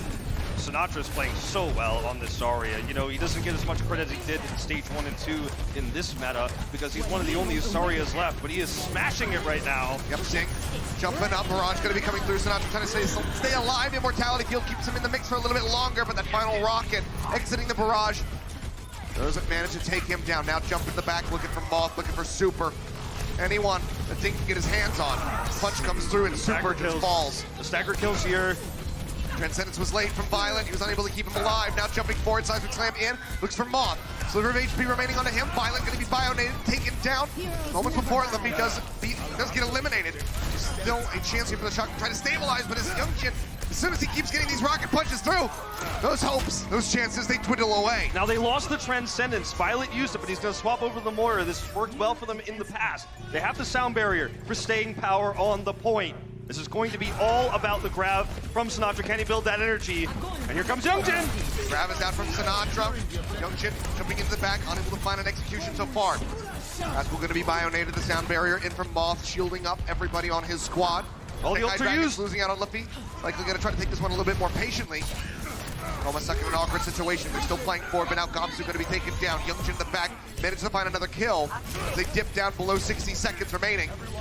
Likely just going to have to try to reset this one. Youngjin is going to go ahead and get killed off. They need to reset here. Ding needs to try to escape. He's got Koma's help here. I think he will get out. Any stagger kills are atrocious for the Dragons with 45 seconds remaining, but they used everything. They used the Sound Barrier in that fight. They used the Graviton Surge. Super swapped over to the Winston. Sinatra's going back to the Zarya here. Rascal will go back to the Batiste. He already used his Amplification Matrix previously, but they need that extra damage to shut down Ding when he comes through. It's all in Choyobin. He has to make sure this barrage does not get massive value.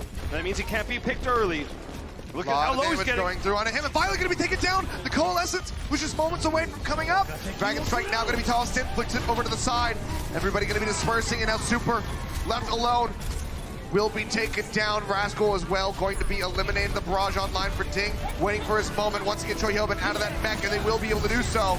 Get the force here onto the self-destruct, and the bomb comes in. Choyobin managed to find two, but he gets rid of the baby defense, so there's no chance of a remake.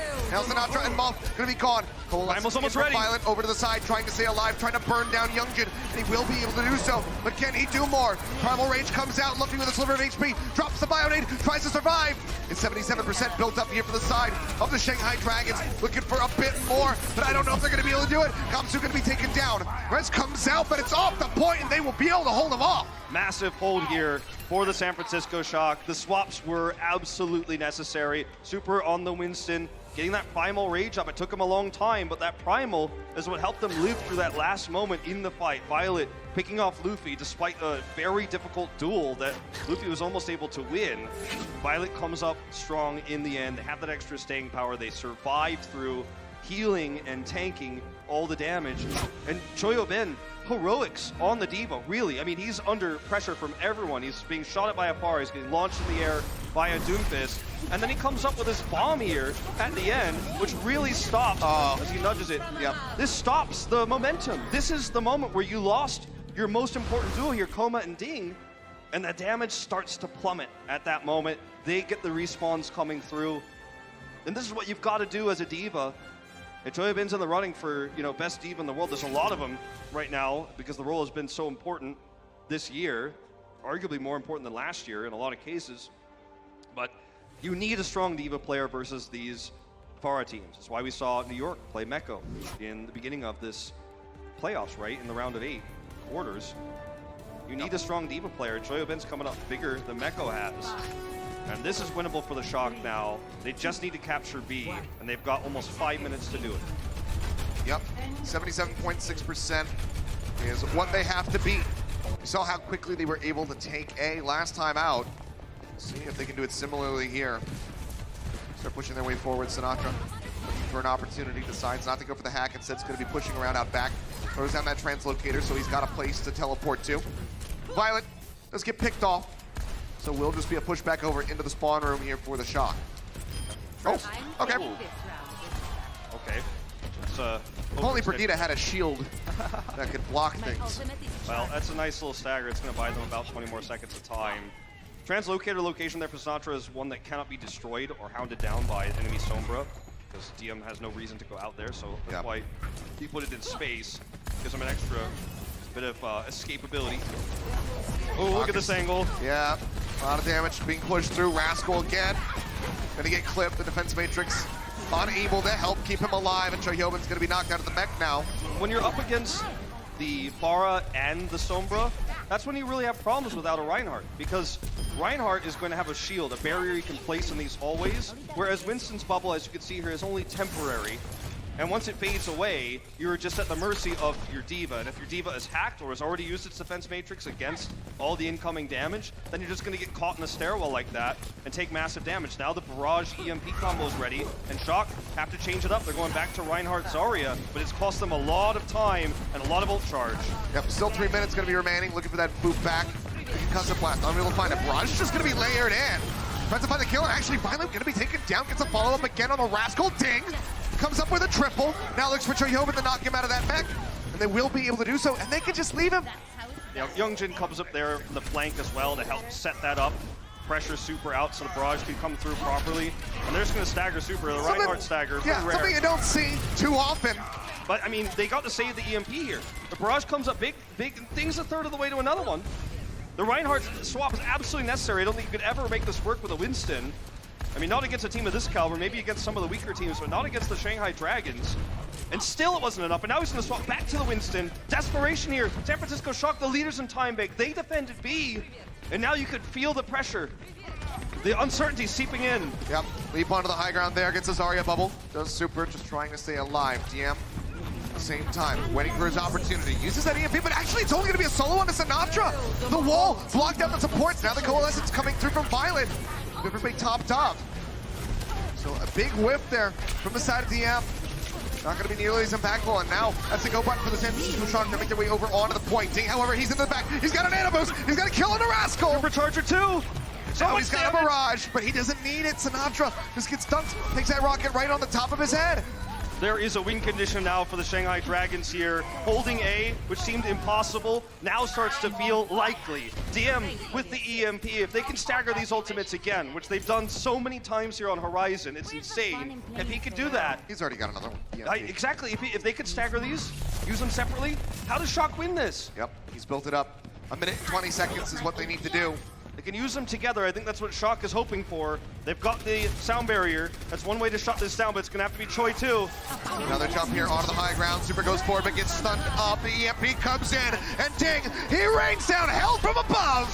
It's the kill onto Moth, nearly the team wipe coming in. This is best case scenario for the Shock though, because now both ultimates are gone. I know it doesn't seem like best case scenario because the team just got wiped, but now they've got this fight. They can use both support ultimates in the longer fight, and they'll have a grab. As long as nobody gets picked in the front line here, as long as nobody dies, crazy flanker from Ding, as long as nobody dies, then they should be able to take A with this. If they can't take it here, they're not getting it at all. They still have to get that 77% Sleep. on the other side. Luffy. Sleep goes through. Super gonna be taking a nap through the rest of that ult. Now they get the Bionade in onto him, trying to get rid of that Winston. Shanghai Dragons unable to find it so far. Gamshu gonna be under a lot of pressure. The grab comes in. Youngjin's gonna be eliminated. Now 2 more kills going over as Rascal swings away. They will get the kills. They will be able to get this cap here onto A. But can they finish? Can they exceed that 77.6%? They've got to rush in. 10 seconds until it gets boosted up here. 39 is the time they've got. DM and Ding have to last for 20 more percent and 30 more percent in order to make this defensive combo happen. They certainly can do it. They're going to have a supercharger. They're going to have a nano boost. Rally on the way. Valkyrie, the furthest thing here for the Shanghai Dragons as they look to move up 3-0. San Francisco Shock, they have to make this work. EMP's ready. The Shock have no second chances here. It's now or never. Looking for the hack there on a Violet. Manages to fade away. Rascal set up for the ball. The EMP comes out. It's going to be a solo under Super, but that might just be enough. Who's getting close to that primal range. Now Rascal under some pressure as they push their way forward. They isolate him. They take him down. Sinatra trying to escape. A Hail Mary bomb out from Choyobin looking for a pick, but this time he doesn't find anything. The kills come in. The OT will start dwindling away. They get the hack. The Barrage greets Super. He falls. OT goes down. Violet just gonna get cleaned up. But that is the Shanghai Dragons moving up 3-0. And this is looking to potentially be a very one-sided finals. Our 8th seed, the Shanghai Dragons, have never been on a stage like this in the Overwatch League. It's their very first time for the org, and they might close it out 4-0. It'll be the first this year. What an incredible story. You saw it there on the side. Ding Dong Dragon strong. They're looking at it. Shock now have to reverse sweep if they want to get the back-to-back championship. The Overwatch League is powered by Intel. Game, record, stream without compromise on Intel Core i7. And by Omen by HP, the official PC and display of the Overwatch League.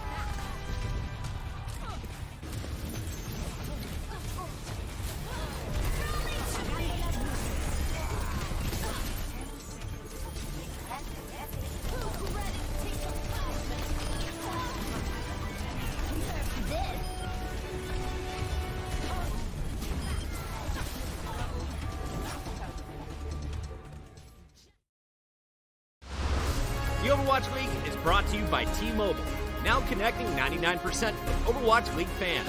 Catch your league on America's network, T-Mobile. And by State Farm. Whatever life brings your way, State Farm is here to help life go right.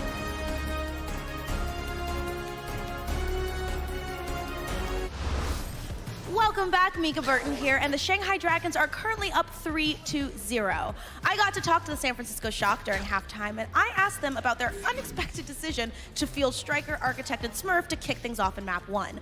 The coaching staff told me that they felt like they've struggled against damage dealer compositions, and that they fielded the new roster in an attempt to catch the Dragons off guard. Unfortunately, the bold strategy did not work out for the Shock, and it looks like the Shock's confidence in their own game is slowly waning. However, their coaching staff did tell me that they have, quote, trust in the players when it comes to flexing onto heroes in game that may help them get this reverse sweep and bring it back. So we'll just have to see if their adaptations will work out on the 4th map coming up next. But for now, back to Wolf and Achilleos. Thank you very much, Mika. I mean, pressure certainly on here for the San Francisco Shock. He said before the break, have to get a reverse sweep 4 maps straight if they want to be able to get back-to-back stage championships. And Achilleos, this 4-0, a lot of people, if it happens, a lot of people might remember it as one of Overwatch's greatest upsets, but there were signs. We saw the Shanghai Dragons as we head into Havana for the 4th map. There were signs. The Dragons dominated Volskaya with Pharah Widow. That's where they really got their start in this meta in Stage 3. Started expanding it to different maps. You know, they had to swap a lot, but now they're running this Pharah on almost every map. They've mastered the Sombra. Different players as well, you know. Ding was the Sombra at the beginning of the season. Now he's the Pharah. They crushed in regular season the matches they won, where they looked, you know, ready, when they looked practiced. There was some shakiness at the end, but when we got to the playoffs, they smashed New York. They take out Vancouver Titans, dominant fashion. And now that we're finally here, is it really that big of a surprise, given the track record in the road here for the Dragons, that they would win a meta mismatch for the San Francisco Shock in dominant fashion? You know, it's not that shocking when you look back, right? But for the Dragons here, Youngjin Reaper. Yeah, this is, you know, showing us something a little bit different. Something we've seen from him in the past. He's got a massive hero pool, and he likes to bust tanks when he's on this Reaper. Well, we saw Sinatra playing it a bit yesterday alongside the May. Gamsu, though, however, already going to be taken down. He's kind of left out to dry. So will be eliminated, and that is going to open up the cart massively for the side of the San Francisco Shock. See Troy Hillman looking for an opportunity to land a hook, pull that pharmacy comp out of the sky. He's unable to do so far, but Coma, there's a little bit of damage there. Youngjin's still hidden. They don't know where he is. He's now showing himself. And look at the flank angle here for DM. Yep, just waiting for his opportunity. At least saw Moth there. Can't quite hit Sinatra either. Super going to be taken down. Ding alleviates a little bit of that pressure on the card. Now push forward. Youngjin looking for the kill here. Doesn't have an escape and will get taken down. Takes Violet down with him, and Ding just continues to put up the numbers. Hillman going low, will be eliminated. The res comes in onto the Reaper. Reapers are a pretty misunderstood hero in this meta. I feel like a lot of people look towards damage output. They look towards the Death Blossom, but it's all about the pressure. Okay, Rascal knows now. Yep. Was lacking a bit of critical information there for a second. Didn't know that Ding was hovering above. Shock could get sandwiched here, and DM's got the info. Well, Pocket coming in, but it's not enough. Violet gets a 2-tap on top of the rocket. Ding will be eliminated. Not really much of a chance of a res there, and DM gets hooked through. Toyoban getting rid of that enemy sniper, and Youngjin slept. Finished off. And now the Shock can finally breathe after what was tons of pressure coming in from the flanking Reaper, the Widowmaker control, and the Pharah, the threat of Barrage. Violet gets the opening kill that allows them to finally push forward. And now they're no longer at an ult deficit. They've got their own EMP. And it'd be folly for the Dragons to keep Youngjin on the Reaper here on an approach. He swaps over to the Roadhog, but all ult advantage and position advantage go to the Shock now, who are poised to take A with this next fight. Supercharger going to be tossed down by Gomsu. EMP comes out, manages to catch 5. For the kills now, Rascal throws in the barrage, manages to get rid of Gomsu. Youngjin trying to equalize, picks up 1. Rez goes back through onto Ding. They are without a Roadhog, they are without a tank. Not much staying power here for the side of the Shanghai Dragons on this defense. Coma playing forward, just trying to keep it going.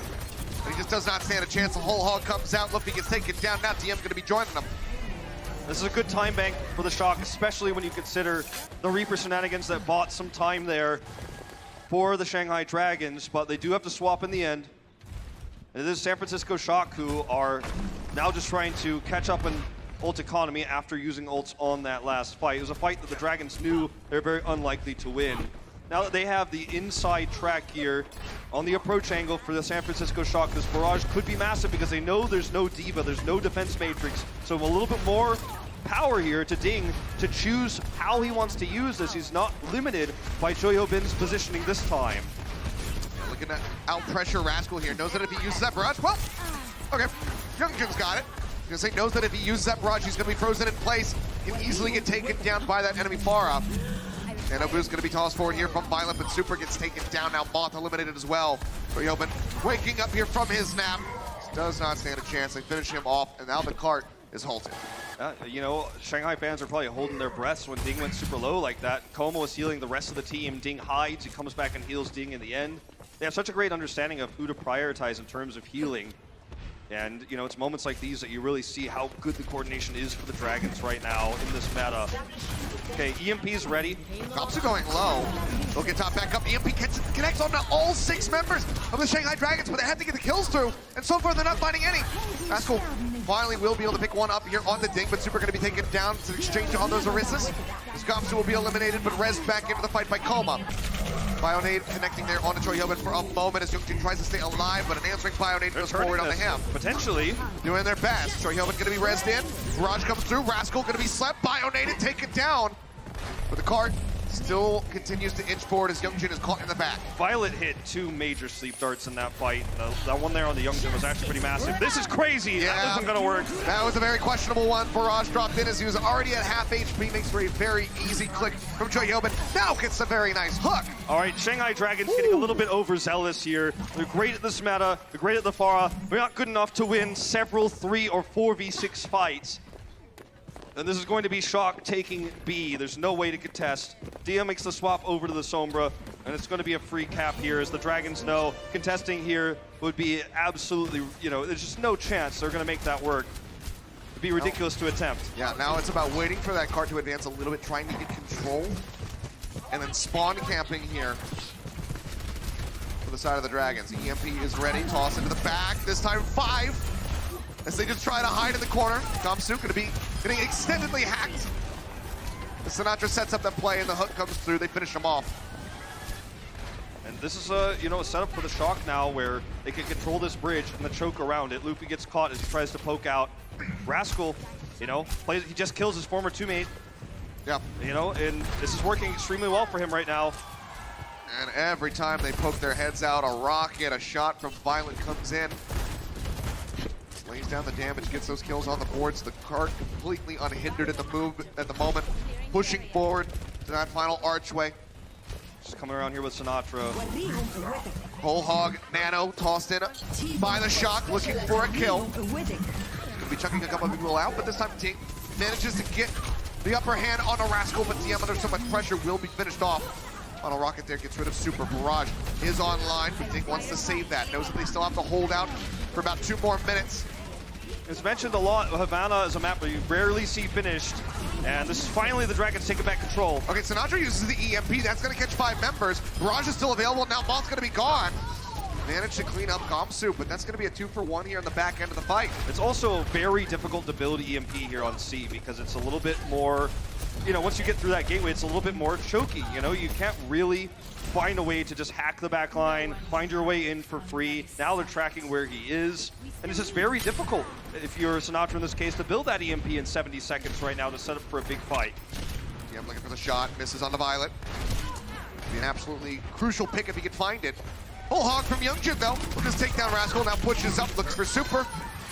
And they will be able to find that pick. Youngjin gonna be pulled in, wraps around, he does the 180 hook on the Moth! It's always good. It's always good when you get those hooks in second. It's not on to Choyobin though, this time it's on to Moth. And look at Sinatra's ult charge, he got 10% in that last fight. Now they're down to 50 seconds where they were 70. And that may just be the ultimate they never get, and they're never able to finish this map because he used it in the previous fight. Did not get value. Now Ding's positional advantage is massive. He could go for the supports here. Yeah, he's pressuring both of them there into the back again. No Diva, no way to really mitigate the damage coming through. The best he could do is just try to kill him off. DM gonna be picked by Sinatra. Violet pushed over to the side. The sleep is good.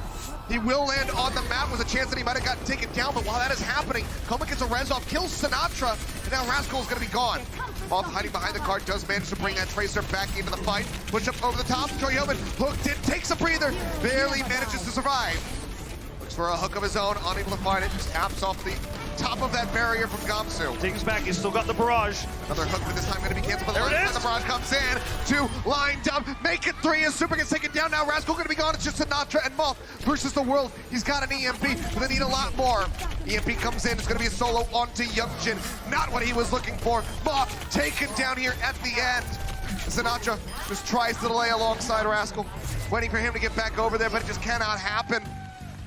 It was the EMP they didn't hold that they were never able to build. Sinatra uses that in that fight. They're never able to get the fight they want. They are crushed by Ding on the Pharah once again, and now there's a win condition for the Shanghai Dragons to take their first finals. In a 4-0 fashion, just have to push to the end of Havana. Let's see if they can pull it off when we come back for their attack. The Overwatch League is brought to you by T-Mobile, now connecting 99% of Overwatch League fans. Catch your league on America's network, T-Mobile.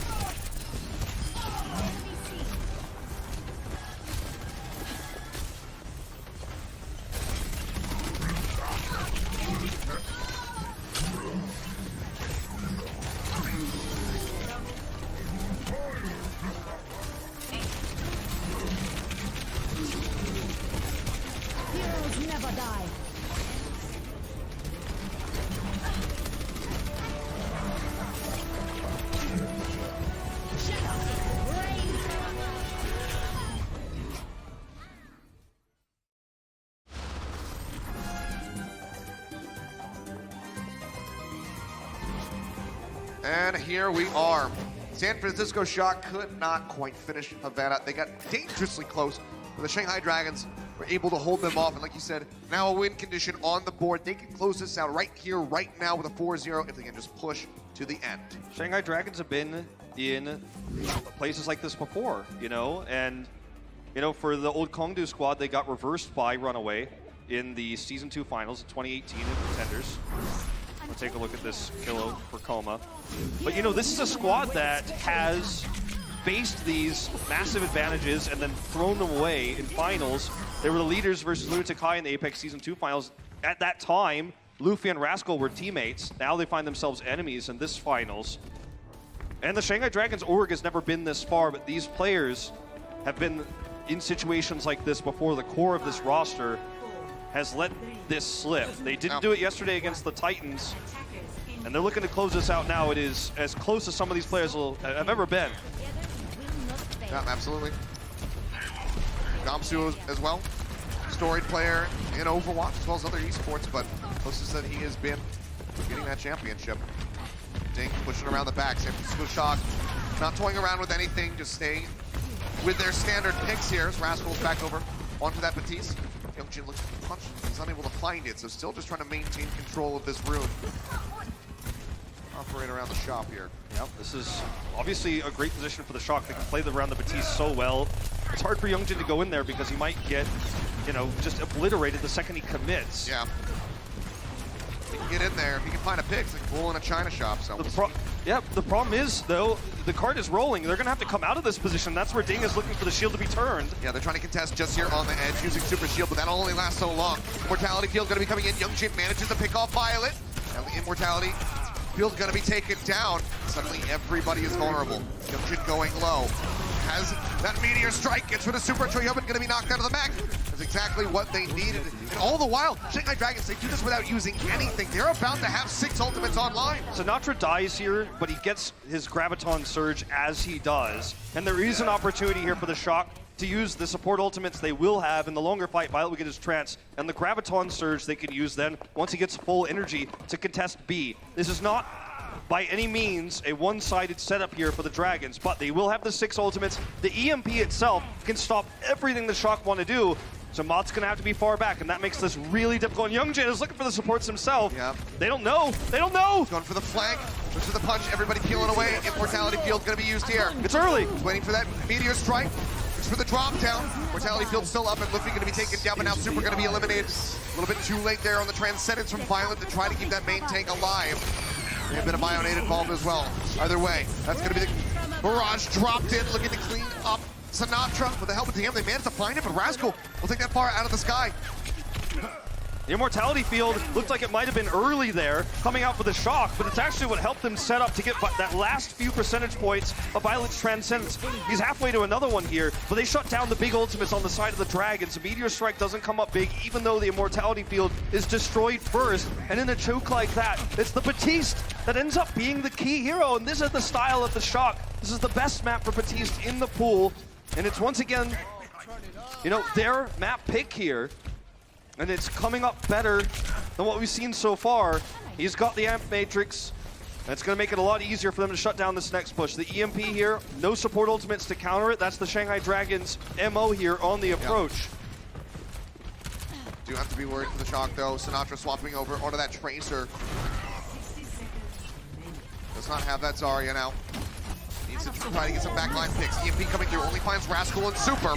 Now they need to kill some follow-up, but DM gets cut down. Violet shutting him out.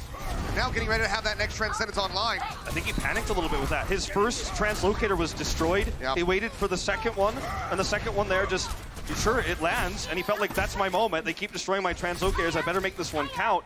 But the Shock had already moved out of position. The most important hero to hit was the Batiste, was Rascal, but the follow-up damage wasn't there. There were no follow-up ultimates, and they couldn't capitalize. This is a great opportunity for Shock to take their first map right now. Only the Barrage coming online soon. Oh man, Gamsu. Anywhere that he goes, under pressure. A sliver of HP remaining as he tries to stay alive.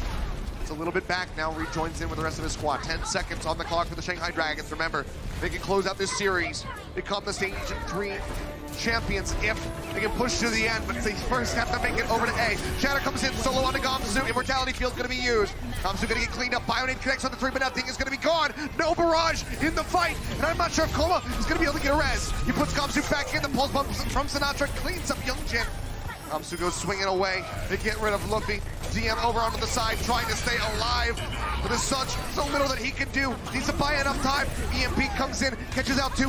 Violet will get taken down, but Ding, he can't join in. He can't tag in. And San Francisco Shock, they get a full hold, and now they're on the board. Super with a big play. The solo shatter onto Gamsu. They predict the engagement tool. It's going to be the Wrecking Ball. Super turns around and slams him to the ground. It's a 6v5 fight. They have ult advantage, and they are now on the scoreboard. They are, but their back still against the wall, need to win 3 more consecutive maps to become the back-to-back champions. We'll see if they can pull it off when we come back for the next map. Coca-Cola is the official refreshment of the Overwatch League.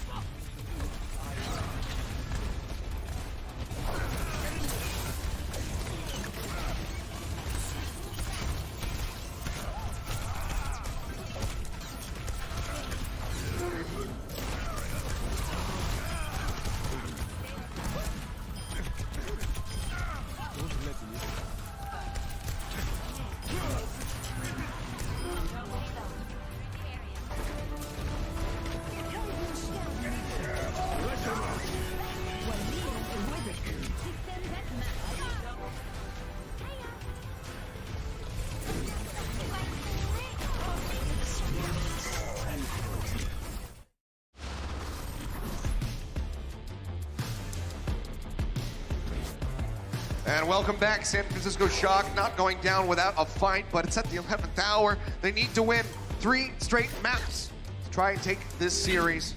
It is going to be a very uphill battle. This roster on the Dragons has slipped away in finals before, but this is a meta they are dominating in, and the mismatch for the Shock is real. They were able to win Havana with Batiste by Rascal as we head into Ilios. Remember, this is now the Dragons map pick. Yes, it's the first of what could be 3 map picks for them if the reverse sweep is going to begin, but you know, it's no surprise we're going to Ilios for the Dragons here. They don't want to give the opportunity to go to Nepal with the choke points that the Shock are going to do great with their style in. They want an open map where Pharah Widow rules supreme. And we may even have to see, once again, Rascal on the Pharah here to match. Yeah, he's hovering it now. Obviously, Orisa runes supreme here on Well, because you can pull people into to their deaths in the center there, but also mitigating range damage on the ground and able to contest on the edge with very little fear of being poked.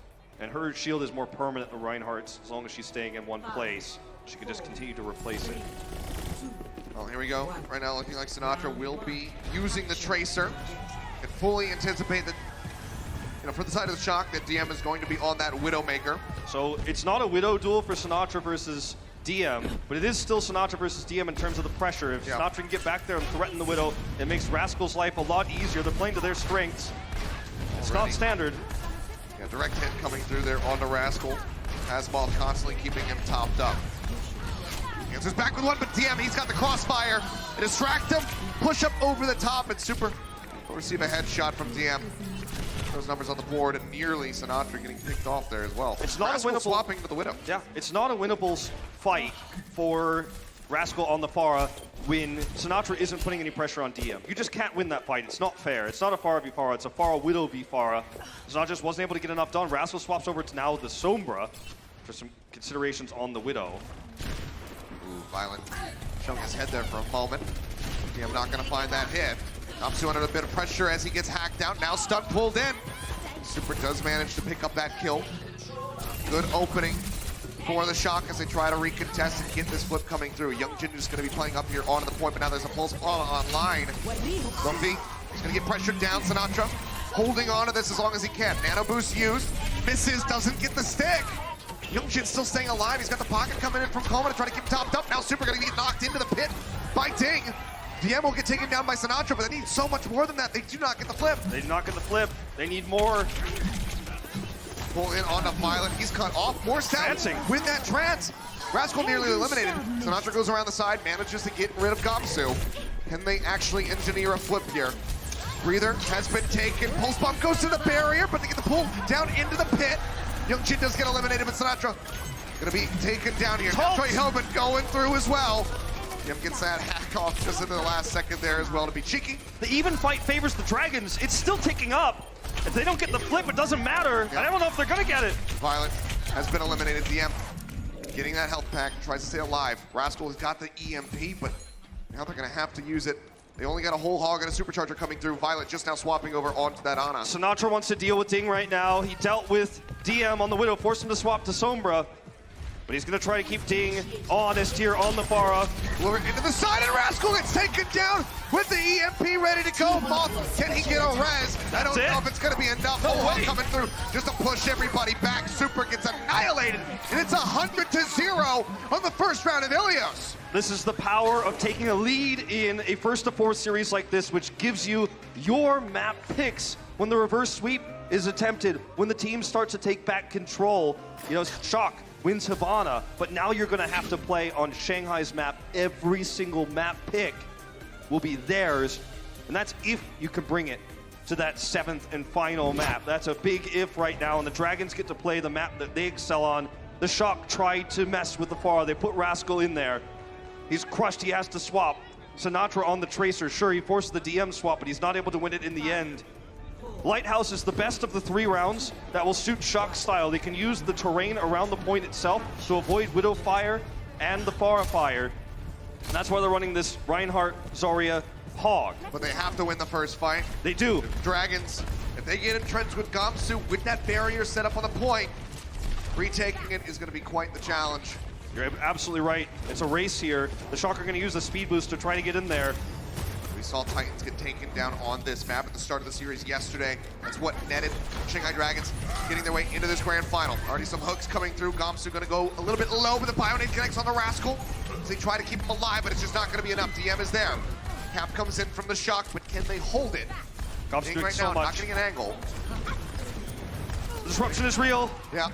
Hack forward there on Sinatra as he tries to stay alive. Rockets coming through, weakening him, but now Youngjin going to be eliminated, so things still looking decent for the San Francisco Shock. They have the flip too. It's their point now. Obviously rolling his way in. Hack onto Super. Can't raise that shield. It's going lower and lower. Coalescence going to be used by Violet. Dragons for gotta a leave. pick. They gotta leave, and they do get the first cap. You said it in the beginning, this is the most important thing, because now they can operate around this hog and this barrier that Super's set up. Gamsu's looking to change it. Swing through coming in. Mine's gonna be dropped down, but they'll get stuck up in the no. chimney! Uh-oh! Just gonna be 2 lonely mines down below. Not getting much. Gamsu, he pulls the trigger a bit too early.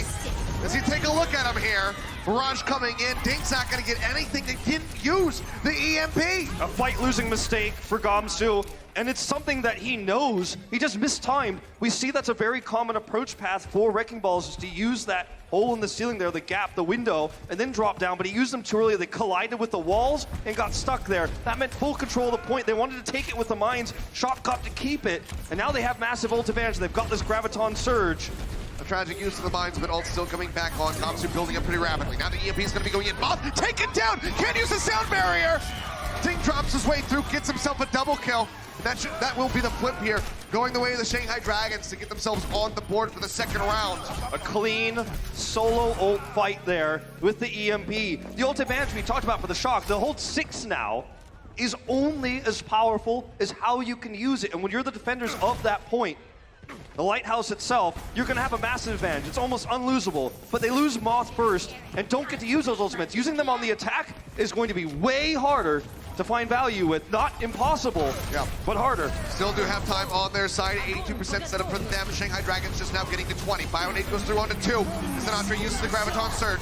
The kills, they're going the way of the San Francisco Shock, coming up with 2 there. Red's back over on a Gomsu, however. But now Luffy going to be eliminated by Moth. Fairly efficient here from the Shock. Use 4. Not going to be having any support ultimates, but they will be able to clean this up, and we are at 98%. OT will be forced out, but there's no one nearby. They have to try to make their way through. DM, though, he gets close. It's not quite close enough. San Francisco Shock, they tie us up 1-1 on Ilios. Ruins will decide it all. Since Overwatch's release, Ruins has been one of the best Widowmaker maps in Overwatch history because of its architecture. It's wide open. There's a lot of places for Widowmakers to hide, take high ground control, look for line of sight and control of the point from above. So this is a map you'd expect that DM will play the Widow on, but it's all going to depend on the composition the San Francisco Shock want to use here. If they want to use something like what they're highlighting right now, the Widow can be very powerful. It's difficult to hide behind Super Shield on the Winston or even on the Reinhardt when the Widow is above it, and you can physically not avoid those shots. We will see DM's Widow to start, and this is no shocker given the map's architecture. Look at how many ways there are for Widow to get high ground and get line of sight control. He's hovering near the back, though. Gets the call for what the Shock are running and will swap over onto that Sombra. With the Winston, a lot of added pressure onto the Widowmakers and trying to put that one out safely. Back forward on the Luffy. Super going to be jumping forward. Knows there's no sleep guard that can come through. They nearly take him down. They can't quite do it yet. Now Super's going to be greeted with a biotic grenade as he tries to escape, but he just cannot do it. Ding, however, taken out of the skies. Troy Helmet manages to even things up a little bit, but Kalma is going to look to offset that balance as he brings him back. Ding's got a great angle here now. No pressure. Very little. Troy Helmet doing what he can, but Hack is going to be Hack. Can't use that defense matrix, and it's not going to be enough healing output, even from Violet on that Moira that can't keep him topped up. This should be their cap. They're looking for it, trying to get it here. Shock fighting tooth and nail to elongate this. Super going low time and time again, nearly taken out of the sky, and Luffy will find that snipe. EMP comes in, however, from Sinatra, manages to catch all 6. Super still waiting to res. Coma going to be eliminated. You can see here with that coalescence, DM going to be eliminated. Barrage is out from Ding. He gets the mana boost, trying to stay alive, trying to find another pick. So greedy to use that barrage here. They better turn this fight. That's a huge tool gone. Bash comes in. They're coming in with DM in just a second. He's got that EMP. They've got to hold on. Yeah, now Gomsu's going to be hacked. The cap comes in from Shock, finally able to lock that one down. And now we'll get the cleanup kills.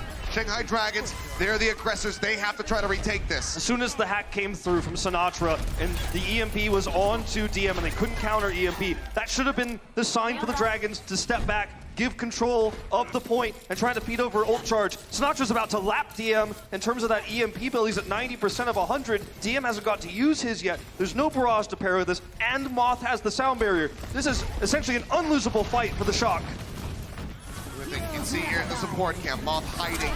Doesn't want to get caught by the EMP, and he will not. Pushes back around the side, gets 5 members on his team, shielding them up. Answering EMP comes through. That's going to be 4 members hacked on the side of the Shanghai Dragons.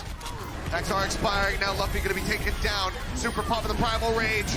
Looks for some kills, looks to deny the res, and he does so. Koma going to be knocked out of the fight. In all likelihood, eliminated as he tries to retreat back over to the dropship. And this is still ult advantage to the Shock. Sure, Super used his Primal Rage, but Sinatra remains ahead in terms of EMP charge. Moth's barrier was perfect. And the barrage here from Ding, as you would have to imagine, very likely going to be shut down by Choyo Ben, barring a mistake in terms of positioning. And look at how the Shock are standing here. They're all behind Choyo Ben. You want to barrage us, you're going to have to get past one of the best divas in the world. He's looking for an opportunity. Coalescence going to be used by Violet. It's under a little bit of pressure. Hack, though. Hack goes forward on the Choyo Ben. The barrage not coming through yet. Not a juicy enough opportunity, but now he's going to find it. But the hack is expired. D-Matrix comes in. Rascal's still going to get picked, but that's by DMs. The barrage doesn't net them much. With Super getting finished off, Troy Hoban hacked again. Maybe Dragons can get this flip. It's 85% of the moment for the Shock. Troy Hoban going to get knocked out, finished off. They look to get themselves here on the board. Violet buys a little bit more time trying to force out that 99%. Sinatra gets slept. All right, so this fight here for the Dragons, they've got two choices. They could try to use Gamsu at the front line to hold on to things, to defend Sinatra's EMP and counter EMP afterwards, or they can chase and go for spawn. They could take the fight off the point using DM's EMP first to try to strike against the Shock before they can use their own. They know there's no sound barrier, so if they can hit Sinatra, it's basically a one fight. They're gonna be aggressive. Yep, Supercharger going to be coming down. Halt there, but the bubble blocking out a lot of that damage coming through. Super jumps into the back of the point. Young Jin going to be operating here by himself for the moment. Another EMP goes through. Now matched. 3 on either side, but Young Jin the first one to fall now. Looking to be taken down again, and Ding does not stand a chance. Unable to get that barrage online. And now it's just cleanup time for the San Francisco Shock as they look to finish this one off. The Primal comes in. Super, he can feel it. He wants that reverse sweep. Now it's 99%. They get the tag in briefly by Coma to force out overtime, but somebody's got to get there. They got to get there fast. DM, he jumps forward with the translocator, but he gets finished off. Now Coma's got to do it. The armor keeps him alive for a little bit longer. They get that nano boost over onto Ding as he tries to stay alive. Frez comes through for DM. Shanghai Dragons, can they try to pull this one off? It's a hack on the Ding as a barrage becomes available. Rascal's going to be taken down. Troy Helman barely manages to make it back into the back. And now the down barrier comes out from Moth. He's trying to keep everybody tied up. The barrage coming in, looking for the kills. He gets Violet, he gets Troy Helman. The Bionade on it too. Super's taken down.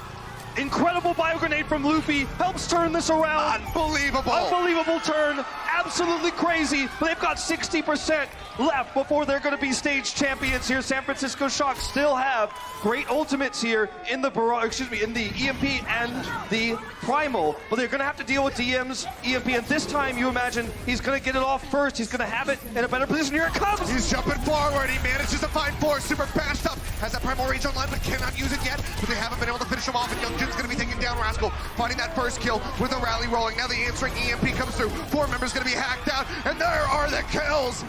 There was an impressive hold from the Shanghai Dragons to get that foot back through, but now Shock, they're back in control on the back of the Primal Rage. The OT will take away, and we are not done yet. Shock get another map win on the board. Incredible fights here. Rascal hits the armor pack onto Choyoban, who's low. He's rallying, and his rally lets them live through the EMP. They knew it was coming. They took the fight on their terms in a choke point. And San Francisco Shock are bouncing back in this series. Will the Dragons and the old Kongdu squad let this one slip away again? 1 map away for the Dragons, 2 for the Shock. They have that momentum. We'll see if they can close it out when they come back. The Overwatch League is brought to you by T-Mobile, now connecting 99% of Overwatch League fans. Catch your league on America's network, T-Mobile.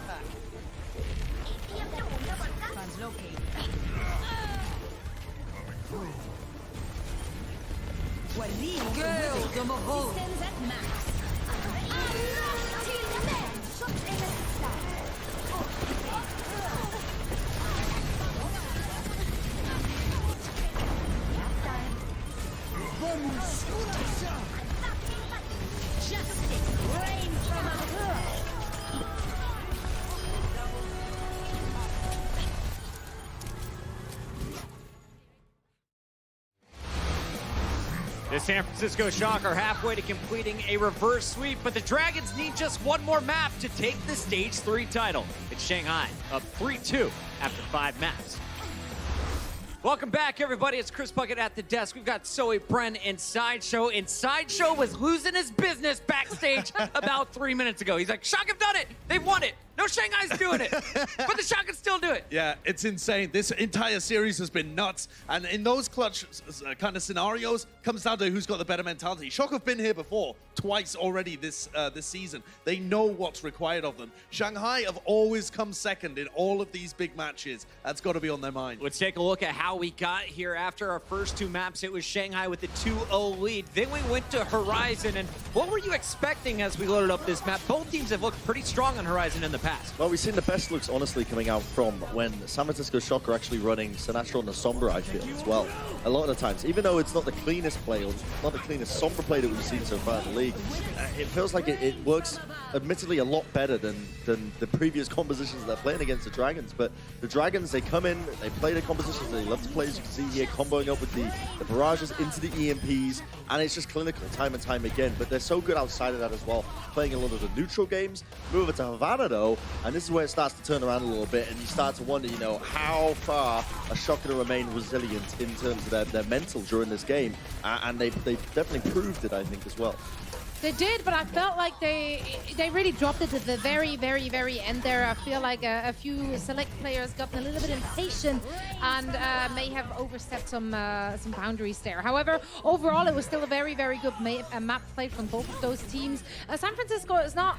It's not their strongest map per se, but they also haven't played it quite as often as some other teams. So yeah, it was hard to predict really where this one is going. I think it all came down to the last EMP from DM, where he got impatient, threw the translocator in, it got destroyed, then he threw the next one right after and just dropped his EMP, and that didn't work out for them. However, overall, very, very, very close game. We got to talk about that fifth map, because we knew it was Shanghai on match point. And we're going to another control, something where you gambled 3 new starters with the map 1 because you're not confident in this game mode. But the important one here is, first of all, that this is the only map San Francisco Shock has a losing record on. Yeah, that's crazy. And Shanghai are going to be kicking themselves as they drop this opportunity. This was their map pick. They go into Ilios. They're currently, I believe, 5-1 They're on so this good map. at Ilios. They are phenomenal at Ilios, but San Francisco Shock came out and they adapted to a lot of what they were running. And this is the resilience of the winner's mentality that the Shock has shown us here. The ability to spring back on your worst map. Swear down, tie things right now, up.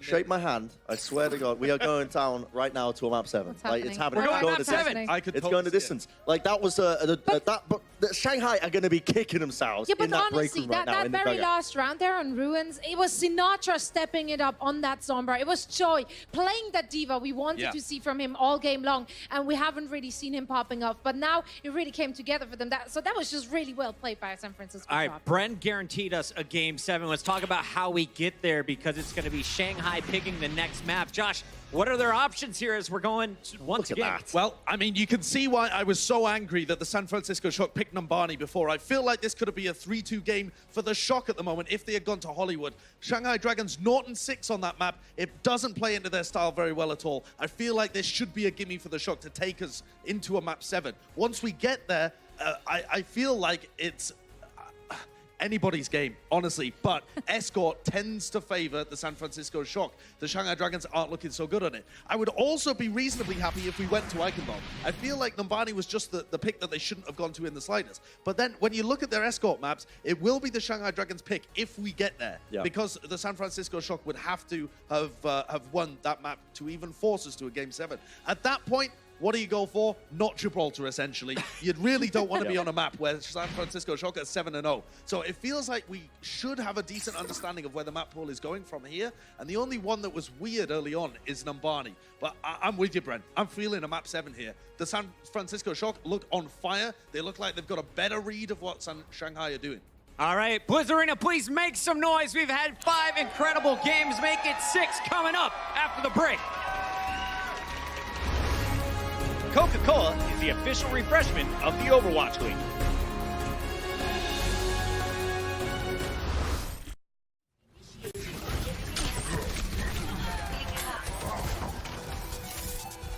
Team up for special attack.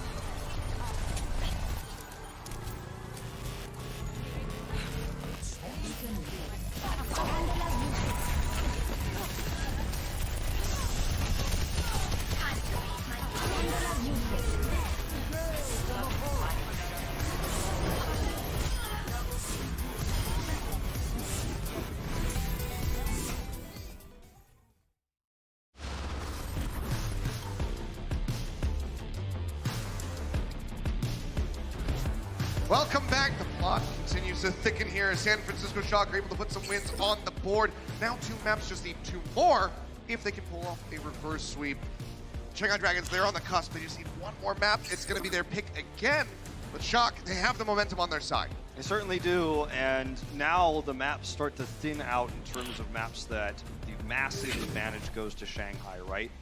We saw Shock pick Nimbani, big favor to Shanghai. Then we saw the map pick come in of Ilios, again, massive favor to Shanghai. They took Ilios away, and they're 1 map a win from tying us up the series and bringing us to that final map, Game 7. When we head into our next map, you have to think, as we go to repeat hybrid, that it will not be Hollywood. It will be Eichenwald. In fact, I was going to say the reason why is because on Hollywood, you don't really get to play your style as the Shanghai Dragons. You don't really get to utilize Pharah as easily. There's Sombra Pharah play, Widow completely irrelevant against great teams right now. So Eichenwald allows you to play your style so much more. It's a map that the records are pretty even for the Dragons on here, 2 and 3, but obviously the Shock have excelled on. But that's, I think, more of the win rate of the Shock on all maps across the board. I mean, they had a golden stage, right? These stats are going to be somewhat inflated against some of the weaker teams. Precisely. I think that this is absolutely a map the Dragons can win, but I'm most excited to find out if the Shock is going to continue to adapt into the Sombra. We're going to see that, or are they going to run goats at all here? I mean, when you get to the drawbridge, it's the land of Pharah Widow. Let's see what these guys got. Shanghai Dragons starting things off on the defense. Gamsu just going to be set up with the Orisa. DM on the Sombra, and Ding, of course, on that Pharah. Youngjin be patiently waiting. All right, Sinatra. Yep, he's playing back. He's waiting for the scouting report. Now he's going to be swapping over to the Hog. Yep, Sinatra on the Sombra here as well. Looks like he's going to be sticking with it, so we will see Rascal Pharah. And for Youngjin, you know, I mean, no Doomfist here for the defense. Going to make it a lot tougher.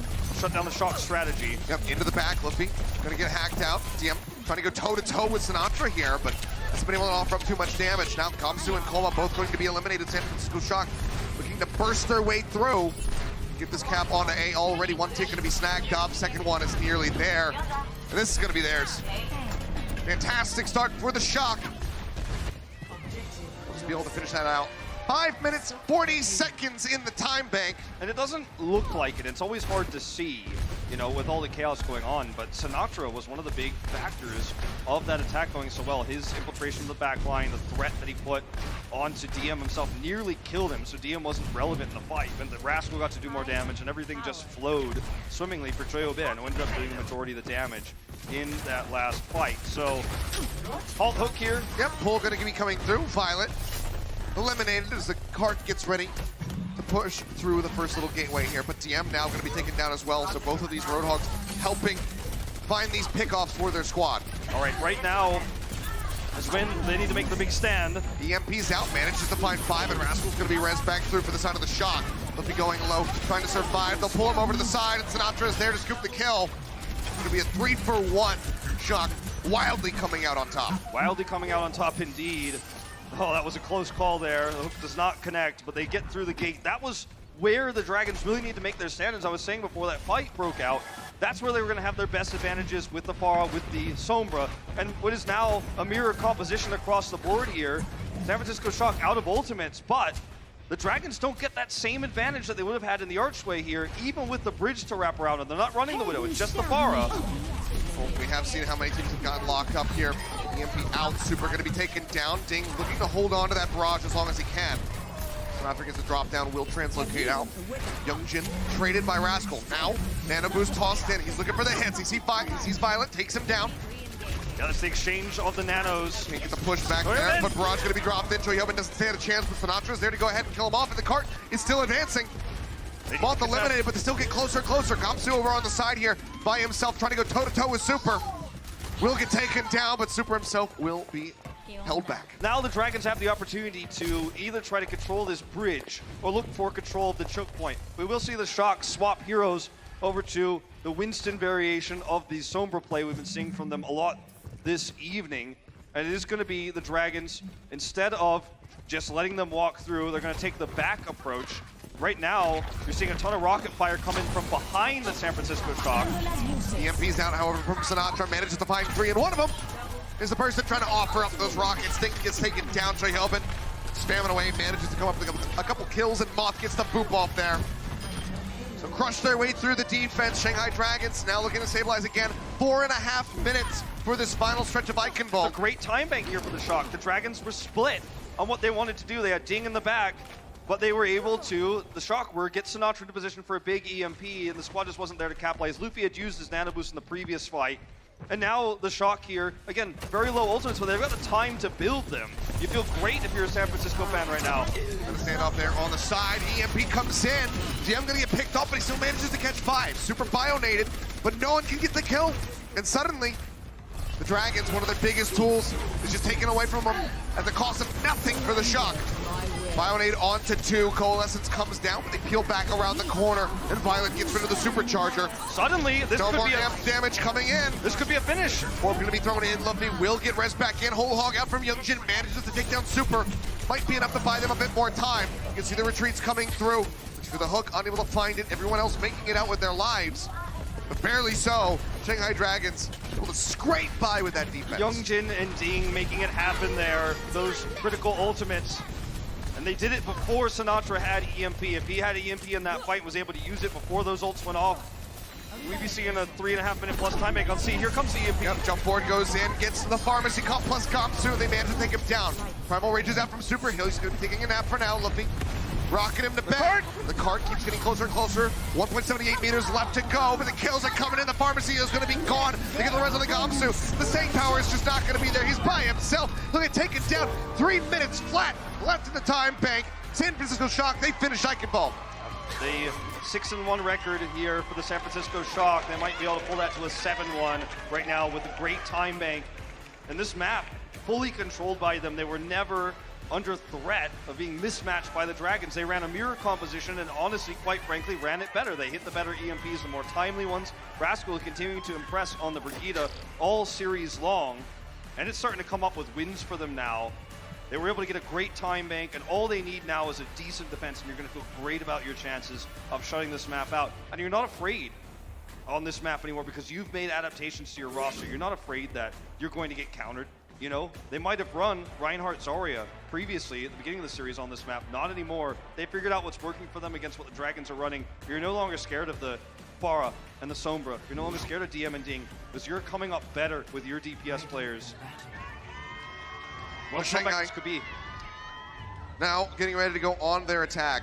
3 minutes is impressive, to say the least, here from the Shock. So, tough nut to crack for Shanghai Dragons on this attack. We'll see what they can get done. Gamsu and Youngjin seems like they're still going to be sticking through with that whole hook. The oink and yoink, whatever you want to call it. Well, I mean, for the Dragons here, you're running into a mirror composition. And this was your style, the Pharah, but you've had to make adaptations. You've had to adapt to the, you know, halt hooks. And we saw a lot from Vancouver, right? And Soccer winning this mirror. They've created a mirror matchup that's favored for them. It's not how this series started. Certainly not. Rockets coming in. Youngjin already taking a lot of damage there. We'll be all right. Ding just trying to wrap around the backside, trying to get an angle, but Rascal is privy to this. He's just trying to contest him, but at the same time, Gamsu going to be taken down. Suddenly, Dragons a bit too far forward. behind enemy lines have to go ahead and peel back towards the spawn. Hook on the lock. Oh, no. I mean, Halt Hook seems like an easy thing to coordinate and to hit, but it's a lot more complicated than meets the eye. That's another of those examples of how quick the Shock are to make these things happen, these combos. Grab Luffy there. Another one. Young Jin gonna be taken down. And this same combo is just so much more impactful on the side of the defense. You're set up, you're not advancing, you're just staying in one place, whereas the Dragons, they have to try to inch their way forward. And so far have just been unable to do so. Ding applying a bit of pressure, but you can see in the ult charge comparing the Faras that Rascal is the one who's been more impactful. He's got the barrage closer. It's the Halt Hooks that are really making it happen, right? I mean, this is a Pharah v Pharah in the sky here, but on the ground, Youngjin is getting destroyed by Choi Hyobin in terms of the damage output here on the Hogs. They finally managed to find one, and Sinatra got slept and finished off by Luffy. Rascal as well, gonna be taken down. The hook comes in. Finally, the Shanghai Dragons can start pushing forward. Super's not gonna be able to do anything here. Will get cleaned up. They've finally broken through and the Shanghai Dragons, but it's just over 2 minutes remaining in that time bank. They'll get a bump up, but they have to have a very strong second phase of Icon if they want to come close to that 3-minute mark. Now notice where the Dragons are coming out to stand right now. They're not going to allow the San Francisco Shock to get position on this archway. They pay for it, actually. It's a trade here, but Youngjin's way overextended too. Gets the kill on the Violet. Takes a breather and will be able to make his way out. Very risky what they did. Never mind. Gets hooked in. But they don't get the control of the archway, right? The Shock don't get what they wanted. They're approaching it now. And you know what? I may have misspoke because they've got control of it now. You know, the res came through, but they weren't able to take back this high ground. And look at what we have here. Six ultimates about to be available on both with sides. DPS in the game. That's a rare thing. Hook coming through. So Hyobin's going to be taken down. Youngjin trying to survive. He pops the whole hook, but the Bionade ensures his demise. They take him out. Res will be there. That's one fewer ultimates here for the side of the Shanghai Dragons as they try to make their way out. Another Bionade connects in onto Gamju. Youngjin going to be taking a nap as he gets pulled through. EMP goes out from Sinatra. Catches 4. Barrage Hammer from Ding looks to turn things around. Gets rid of Violet. No Sleep Dart able to come in, and now they will clean them up. DM with the EMP there that saves Luffy and shuts down the barrage. The Shock going to make some adaptations here. Violet back onto the Moira. Rascal onto the Brigida. The Shanghai Dragons, as they roll around this corner, are going to have free reign with the Pharah to damage those of the Shock that try to come out of the chokes. Controlling this drawbridge is going to be very difficult in the open. They might have to just simply sit, wait, and poke until they actually get on the bridge itself. They're trying to wrap around onto the high ground right now to drop down, but look at the reaction here from the Dragons. They're ready. Yeah, leap comes in from Super. Will be knocked down to about half HP so far. Trying to stay alive. Violet going to be taken down, and they get the pop here onto Choi Hyobin. Spectre trying desperately to boop Youngjin off the side, but have just been unable to do so. The hack wears off. Hook gonna miss, but he takes a breather to stay alive. Yep, I mean, this is how Roadhog tanks. He just simply is a battery for damage, but once he gets his heal off, you know, after the hack, so much damage, so many wasted cooldowns into Youngjin as the Dragons clean up house. They went for the contest on the bridge there, trying to take that high ground drop down, but that's why Hog is so great at peeling against this type of situation. Violet pushing his way out, looking to contest first. Barrage comes in, Nano Boost gonna be tossed down on top of it. Violet gets caught up in the fire. Will be eliminated as the Supers. The whole Hog comes in from Youngjin. Fast up for the moment, 0.81 meters left to go to push this into B and get that time bank up. San Francisco Shock, they just want to drain this down as much as they possibly can, but now the EMP comes through. The kills do follow. 3.5 minutes in the time bank for Shanghai Dragons, so not really going to be a superior time bank for them, but still can make this close. If they hadn't forced DM's EMP, it would have been a pretty egregious contest there for the Shock with the already advantaged time bank they had, but because they forced that EMP, they now have their own. They've got support ultimates coming online here. They are easily going to be able to burn this clock down a lot lower than where it is now. EMP comes in, manages to find 4. Looking for the kills though. Super off of the primal range, swinging away. He's getting corner onto somebody, is unable to do so. Good force there from the Shanghai Dragons to manage to get rid of that EMP. Now Rascal, caught up for the moment, gets bionated, but Luffy is going to get ramped down by Choi Hyobin. And it's the Shock who have control of the cart here on the inside of the castle. Now the Shock really start to solidify their chances of bringing this to a 7th map here. Swapping up. And, you know, you see the Sinatra Reaper. This is really great on points like this where you're trying to buy time. The threat of the Reaper alone can force, you know, a Roadhog back. It's not about the Death Blossom. It's not about the big kills. It's not about that ult charge. It's actually just about the threat. And you have tank bustability. You can catch a Sombra if you're lucky. Yeah.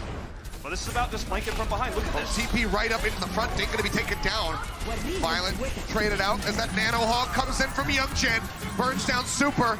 Did not stand a chance. And Sinatra is hacked out.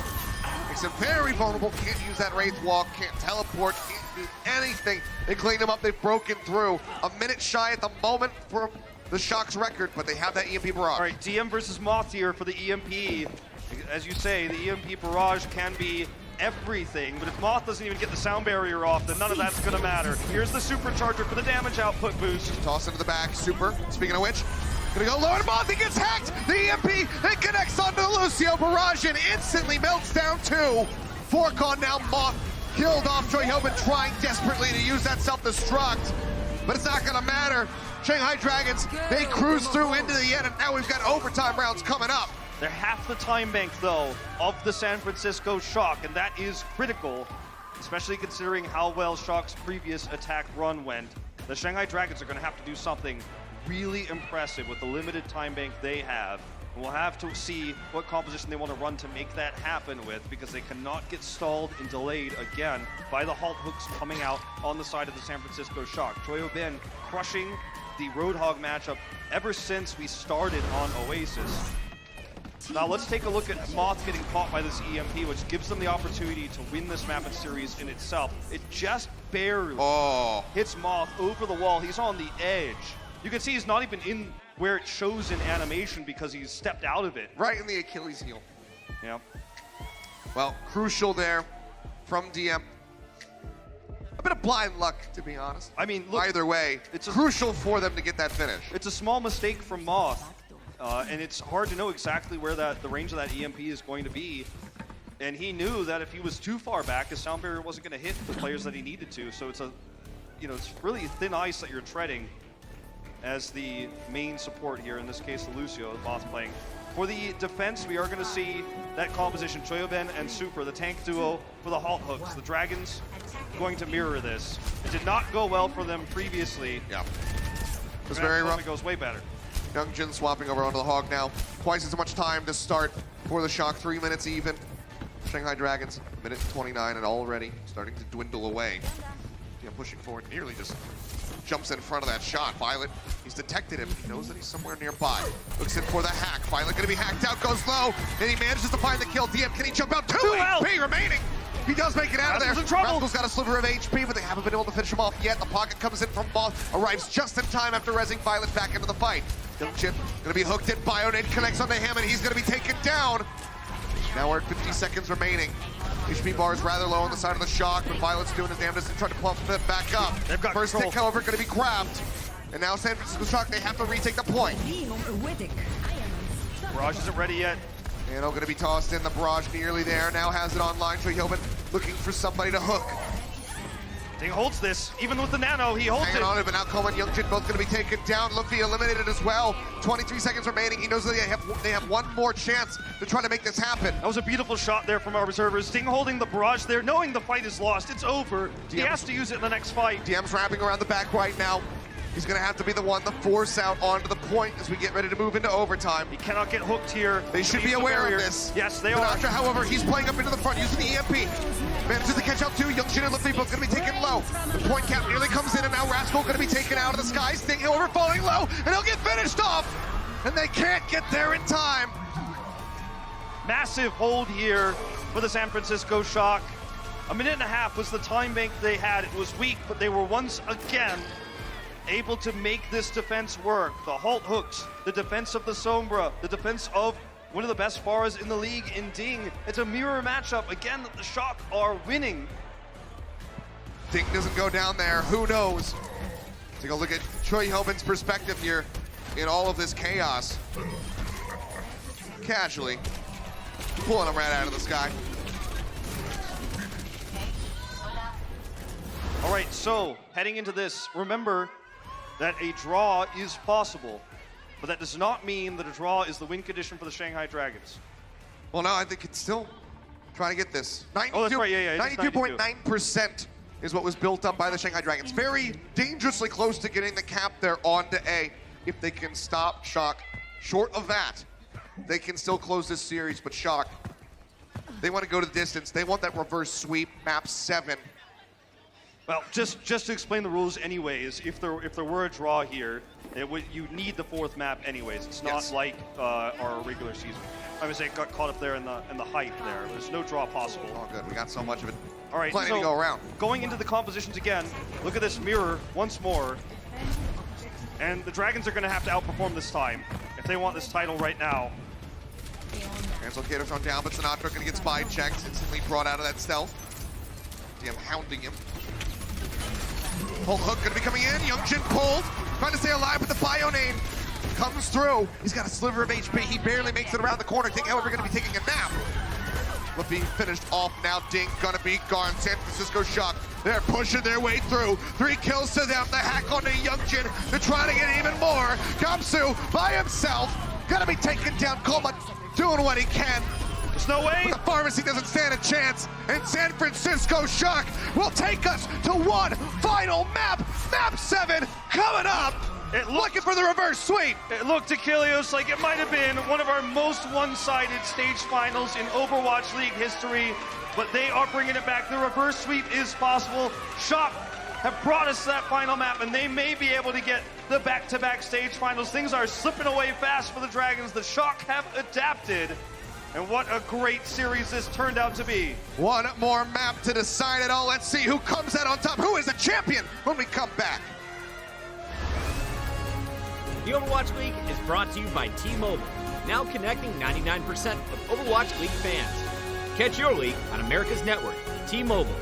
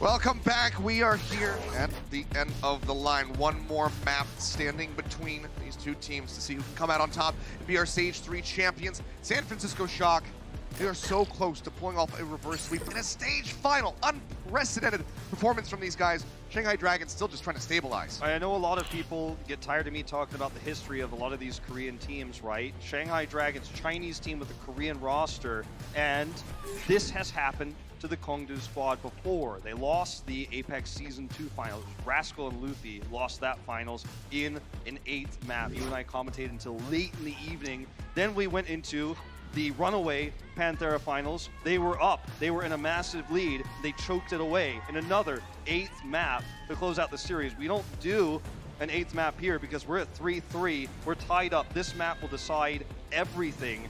And will they let it slip away again, a 3-0 lead? There's a history for this with this squad. They brought Shanghai, the org, to their first finals. Will they close it out?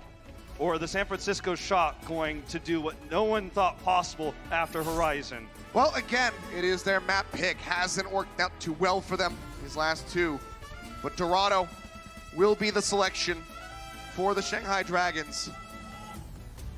And I think back to the start of the season with this new roster from the Dragons debuting and Youngjin moving away from the cart in overtime. C9ing, as we call it, and sacrificing that series. A lot more on the line here. Yeah, that was a long time ago, and that was the Dragons really just finding their footing. That was back at stage 1, and where they were really starting to solidify themselves as a roster that's worked out its synergy. I mean, the Shock had that pre-existing synergy. Sinatra's finally come online, right? Best Zarya player in the world, but he's playing the Sombra to great effect in this series. And you can feel the energy on the side of the Shock. They've drained it all out of the Dragons. This is a massive momentum shift. They will attack first here. No hog for this one. Just going to scope things out first. It is a very strong map for Widow Pharah. Moving forward here. Sinatra is looking around the back, hunting. Manages to find DM. Sees Luffy nearby, knows that there's a sleep dart, so needs to play around these sight lines to ensure that he does not get taken down. Revealed for a moment, jumps back safely. DM, good line of sight here until the corner rolls around. Hack goes through on the ding right after he uses the booster, so gets that distance up into the air, allows him to escape for a little bit longer. Hack now going to be wearing off, and he's already got that barrage online. Everybody from the side of the San Francisco Shock trying to hide inside as the barrage comes in. So Hilbin going to be the only one picked off so far. Unfortunately, you know, the Shock are kind of caught out here. They have to try to take this fight and build ults. They are going to see the commitment there to the armor pack, but it's pretty much an unwinnable fight. Yep, Sinatra taken down by DM. Really helps ensure that, delays that EMP, only 49%. Bullets that were going to be used by Violet. Manages to find one, but he needs so much more to make this worth it. He might swap here, but I mean, look, that wasn't going to be it. Sinatra only getting 15% more of his EMP charge. He started at 35 when the fight was lost. Violet doesn't look like he's swapping at all here. He's going to stick with this. It does build quickly, mind you, so not a super over egregious usage. Rascal now going to be taken down too far forward by himself. Super going to be using the Primal Rage, but after Hilbin going to be out of the mech, so not much for damage mitigation. And oh, Luffy, he survives with a sliver of HP. In the meantime, DM is just popping heads. He's got a double here, maybe a triple. Doesn't quite get that final blow Luffy on the steals Super, it. but the damage is done. Okay. Shanghai Dragons holding strong. This is the fight that the Shock should be able to win, though, in theory. They have a rally for the staying power. They have EMP, and there's no nano boost. Valkyrie isn't going to be much against this EMP that's upcoming right now. They're going to have vision of where he's going to approach from right now, though, with this Empress sight. You can see the vision advantage here for DM. You cannot show your face, you cannot show your head, or it's going to get taken off. They're going to have to sit through this. Great respect to the best Widowmaker player in the world here from the Shock, but now the EMP is ready. And Ding scouting out a bit there as well, pushing forward as the Infra sight does expire. Poison Trap dealing for a little bit longer. We're down to a minute and a half remaining here for the San Francisco Shock. Rally out from Rascal to lead the charge as they start pushing forward. Just offering up that extra armor to everybody around him. Ding goes low.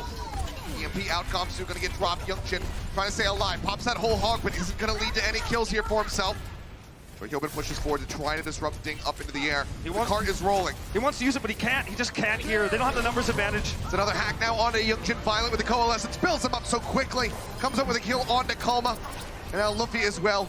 Gonna get burned down. That's the cap onto A for the Shock. Not gonna be full health. Now 3.5 minutes for the next phase. Now Sinatra has, you know, he's been playing great on the Sombra tonight, and he has an opportunity now to get into the back and harass DM on the Widow while also building that charge. That's something that you have the opportunity to do as Sombra. Gets a hack there onto Ding. Do they play forward for it? No, takes a rocket. Yeah, that's the riskier pick, is to try to go for the Pharah. Does almost get that off. But DM's again got the Emperor sight, so full vision. This is going to be a tough fight to take the Shock. Oh, don't think you want a barrage in there. No, but you can get a lot of damage done. You can. Bubbles used, yes. So they are aware of that now. Pops it this time, and now Rascal and Sinatra, they get taken down. Their one means of protection, really. Taken away. Super used it, and Ding says, okay, sure. Ding's Pharah has been highlighted as one of the mechanically best in the world. And it's not just about concussive blast or accuracy. Sometimes it's just about how many times he's been in this situation where he knows the exact timing of that bubble disappearing to hit the big barrage. Yep, Super picked out a spawn. Sinatra over by the cart for a moment. We'll go ahead and leap back. He's 15% away from that EMP. This is sometimes in certain metas checkmate when you have a Widow, you know, aiming down your spawn. You know, most teams will try to match in that case, but Champions of Shock have too many ults to swap. They have to stick with this. They're going to use the barriers. Push out to the other side, but Super just going to be eliminated right off the bat again. Sinatra's in the back trying to harass as best as possible. They'll have the EMP, but they have to be able to get over towards the cart to take a fight. This is absolutely nuts right now, how much control DM has over this map. Even getting out to use the EMP is a challenge right now for Sinatra. Super's trying to lead the charge. He's trying to dive in with Joyobin, but we're seeing the hooks come through from Youngjin. That's the peel they need. The damage comes through. They're going to have the barrage for this fight. Rally's out. Primal Rage going through from Super League, create some space. Down barrier comes in, getting that shield out onto everybody here. On the side of the Shock, DM pounded down, one final swipe just before he can get that health pack. Does manage to finish him off. Self-destruct from Joyobin, not going to be able to pick, but now the barrage comes in from over top. EMP is out from Sinatra. It catches 5. And so far, they only managed to find 1 as Gobsu gets taken down. Everybody else popped up. Gobsu now going to be res back in coma. I don't know how he continues to do this, but he keeps getting down onto the ground. And Gobsu, as he comes back from the dead, gets rid of Joyobin, gets rid of Rascal.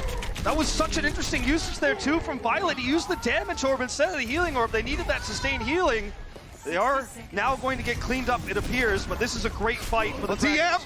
Comes up with 2. Malt and Super going to be eliminated. We're down below a minute remaining. 50 seconds on the clock. And they kept fighting there after a lost fight. Joyobin's on Wrecking Ball because they wanted to fight that stagger fight. He's going to have to go back and swap. This is so much time bought for the Dragons at DM. It's just not missing the shots. He's not doing it. He's staying on with the Wrecking Ball, and that's going to be a barrage coming in for Ting that now has no defense matrix to mitigate. I don't know if I like this choice. DM going to be interrupted before he can grapple out. Super going to be leaping forward. Cart starting to advance. They're getting a little bit more space, but it's Super cleaned up. Violet taken down. Shanghai Dragons looking to hold them right here, right now. 20 seconds remaining as Moth desperately makes his way back over towards the spawn. It's a really unique choice to try to go for the double dive tanks here. Hasn't really been seen success since Team China in World Cup last year. Oh no. Oh, and Sinatra no EMP. Picked off. The EMP is there. Barrage coming through again, just firing it down the hallway. Straight over towards the spawn. Moth tries to tag in, will get taken down. Joyobin going to be eliminated. DM has just been on a solo mission in the back the entire time to finish him off. And that is where the cart will stop. And it's not a far distance to push to win this finals for the Shanghai Dragons to prevent the reverse sweep. The fans are standing here in the crowd, cannot contain themselves. And I gotta say, when things were looking really dire, for the first time this series where it was, we're going into game 7, you know, momentum is for the Shock. The Dragons hold firm. It's the Shock who kind of choke a little bit in in these fights. You know, we're seeing Joyobin coming on the Wrecking Ball. He feels he has to keep it. We're seeing the damage orb come out from Violet instead of the heals to sustain on the point. You know, in Wrecking Ball Winston, that combo, I mentioned it before, but it's not really seen today. It was used very briefly, a little bit last year, but it's not common. And they felt desperate. They felt like that was going to be their best way to punch through the defense of the Dragons, who had line of sight advantage, had that advantage with the Pharah Widow. But that's where the cart needs to go. And Not too far. And I don't know what's more impressive, the Dragons are able to prevent this reverse sweep and push it there now, or if the Shock are able to stop the cart just outside of A. I mean, if they're able to do that, that is the reverse sweep completed for the San Francisco Shock. Cart, eerily similar placement compared to when Youngjin did, in fact, move away from it. Indeed. This is a championship defense for the Shock or a championship attack for the Dragons. It's as simple as that. No mistakes really possible when you're looking at a short distance past A. You cannot allow that cart to go through. You can't give a big time bank. Once again, mirrors. Yep. He's looking for that Sonic Arrow. Will swap over. And Rascal's taken out of the fight. Coma was eliminated, but now Moth. Oh, he's trying to float, but isn't a bunch of... Oh, Joy! Oh, man, what a jump scare. Comes in from behind. Moth will get taken down, but Joyobin gets rid of DM. Scrappy off the bat. I like it. Sinatra now trying to play forward. Gets the hack there on the ding, ensuring that the Pharah remains on the ground, but that forward position is going to be surrendered. Surprised to see DM stick with the Widow here. He really wants to control the Pharah battle, and that's what they're going to roll with. He's got advantage here. Look for the hook. Youngjin getting pulled through, slept, bionated, everything thrown at this guy in the kitchen sink, and he will get taken out. I was going to say, as advantage till the barrier comes up, the barrier makes it impossible for him to do that damage. Ball taken out of the sky. Another hook from Joyobin. The nano boost committed here as well. Yeah, thrown in just for good measure. Ensure that kill comes out. Now Ting trying to stay alive. Another hook from Choi Helbin. And he just keeps doing this over and over again. All right, as we go into this next fight, DM's going to have infrasight, so they're going to have a little bit of extra vision as to where the supports are. I think Ding's going to go for one of his trademark support assassination barrages, where he goes into the back line, looks to blow them up. It's way easier said than done right now, though, on this map. Getting to that back line. Shots coming through, DM unable to do much, can't penetrate that barrier set up. Rascal goes low, but will be able to stabilize. But no, now DM, he does manage to find the shot. Gets rid of him, and that's going to be a very tough press. Barrage comes in on the back of that bio nade. 2 kills over, DM gets rid of all. Pharmacy completely dismantled. And now Sinatra, just moments before that EMP. He's not going to choke and use it too early this time. He does get picked, but they're going to have to use this barrage, and they're going to have to hold for 4 minutes. The EMP is the first way to try to turn the ult economy on its head right now, because it is, you know, in the favor of the Shock right now. They can keep that advantage as long as they don't get Here picked. around the corner, DM overextending. And a bit overzealous, will get taken down. Kamsu managed to find Troy Hillman, however. The Rock crazy go a little bit wide here for Ding. All right, Rez comes through. EMP. EMP gonna be used, manages to catch out 3, and Youngjin gets taken down. Now Kamsu going as well. Shock need to hold ults here. After They'll they be get able to these do picks. so. Yeah. Sinatra swapping over onto the Widowmaker. I think a smart choice. You're allowing too much freedom for Ding on the far right now with Desombra. That doesn't have the ability to EMP anymore. It's a tough matchup into DM, but you have side advantage, at least for the moment. You're going to assume you're going to keep that for 4 minutes. Are you losing this finals? Supercharger coming out first from Kamsu. Super now matching. DM wraps his way around the side. Super gonna be taken down and multiple sliver of HP, tries to survive. He's going DM is going for the fight. He's got Sinatra, and Kama scoops in, gets that tag team battle. They take him out.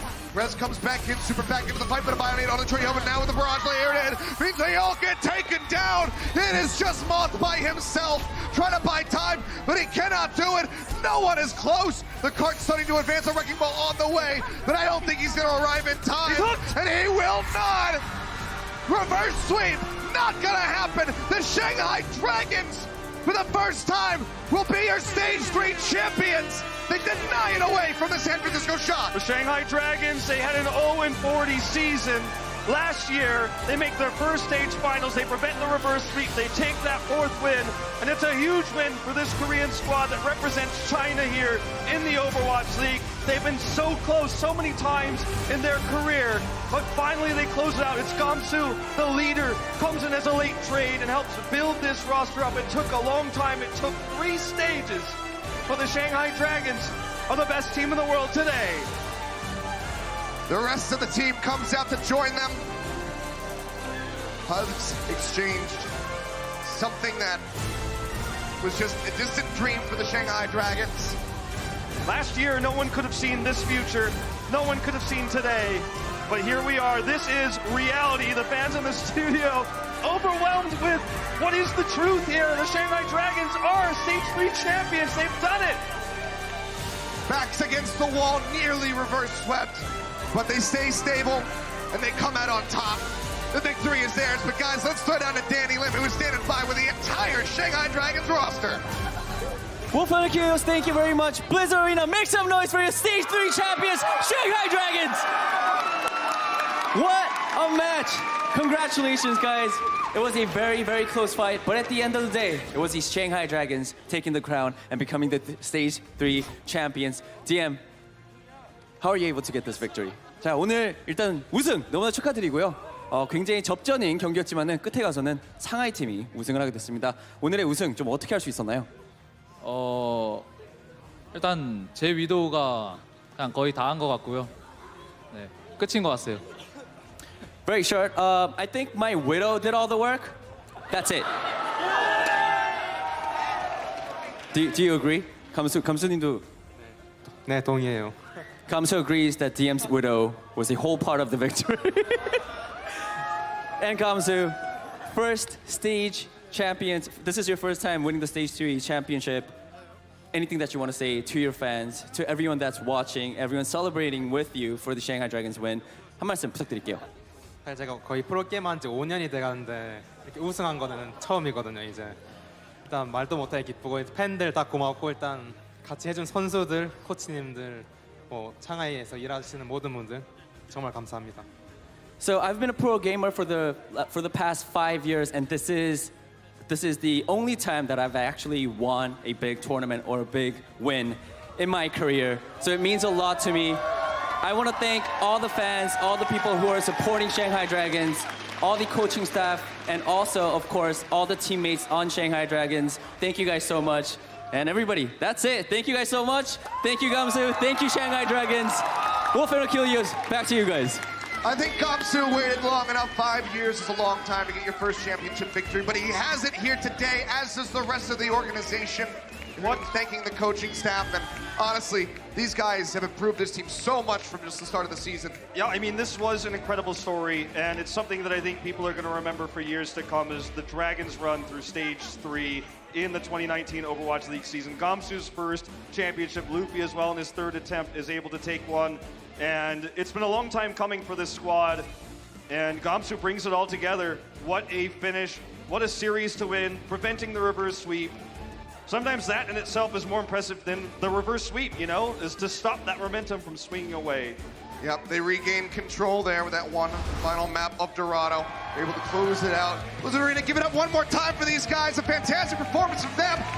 That's it for me and Wolf, but of course, we have the Watch Point post show coming up next, so make sure you tune in on twitch.tv.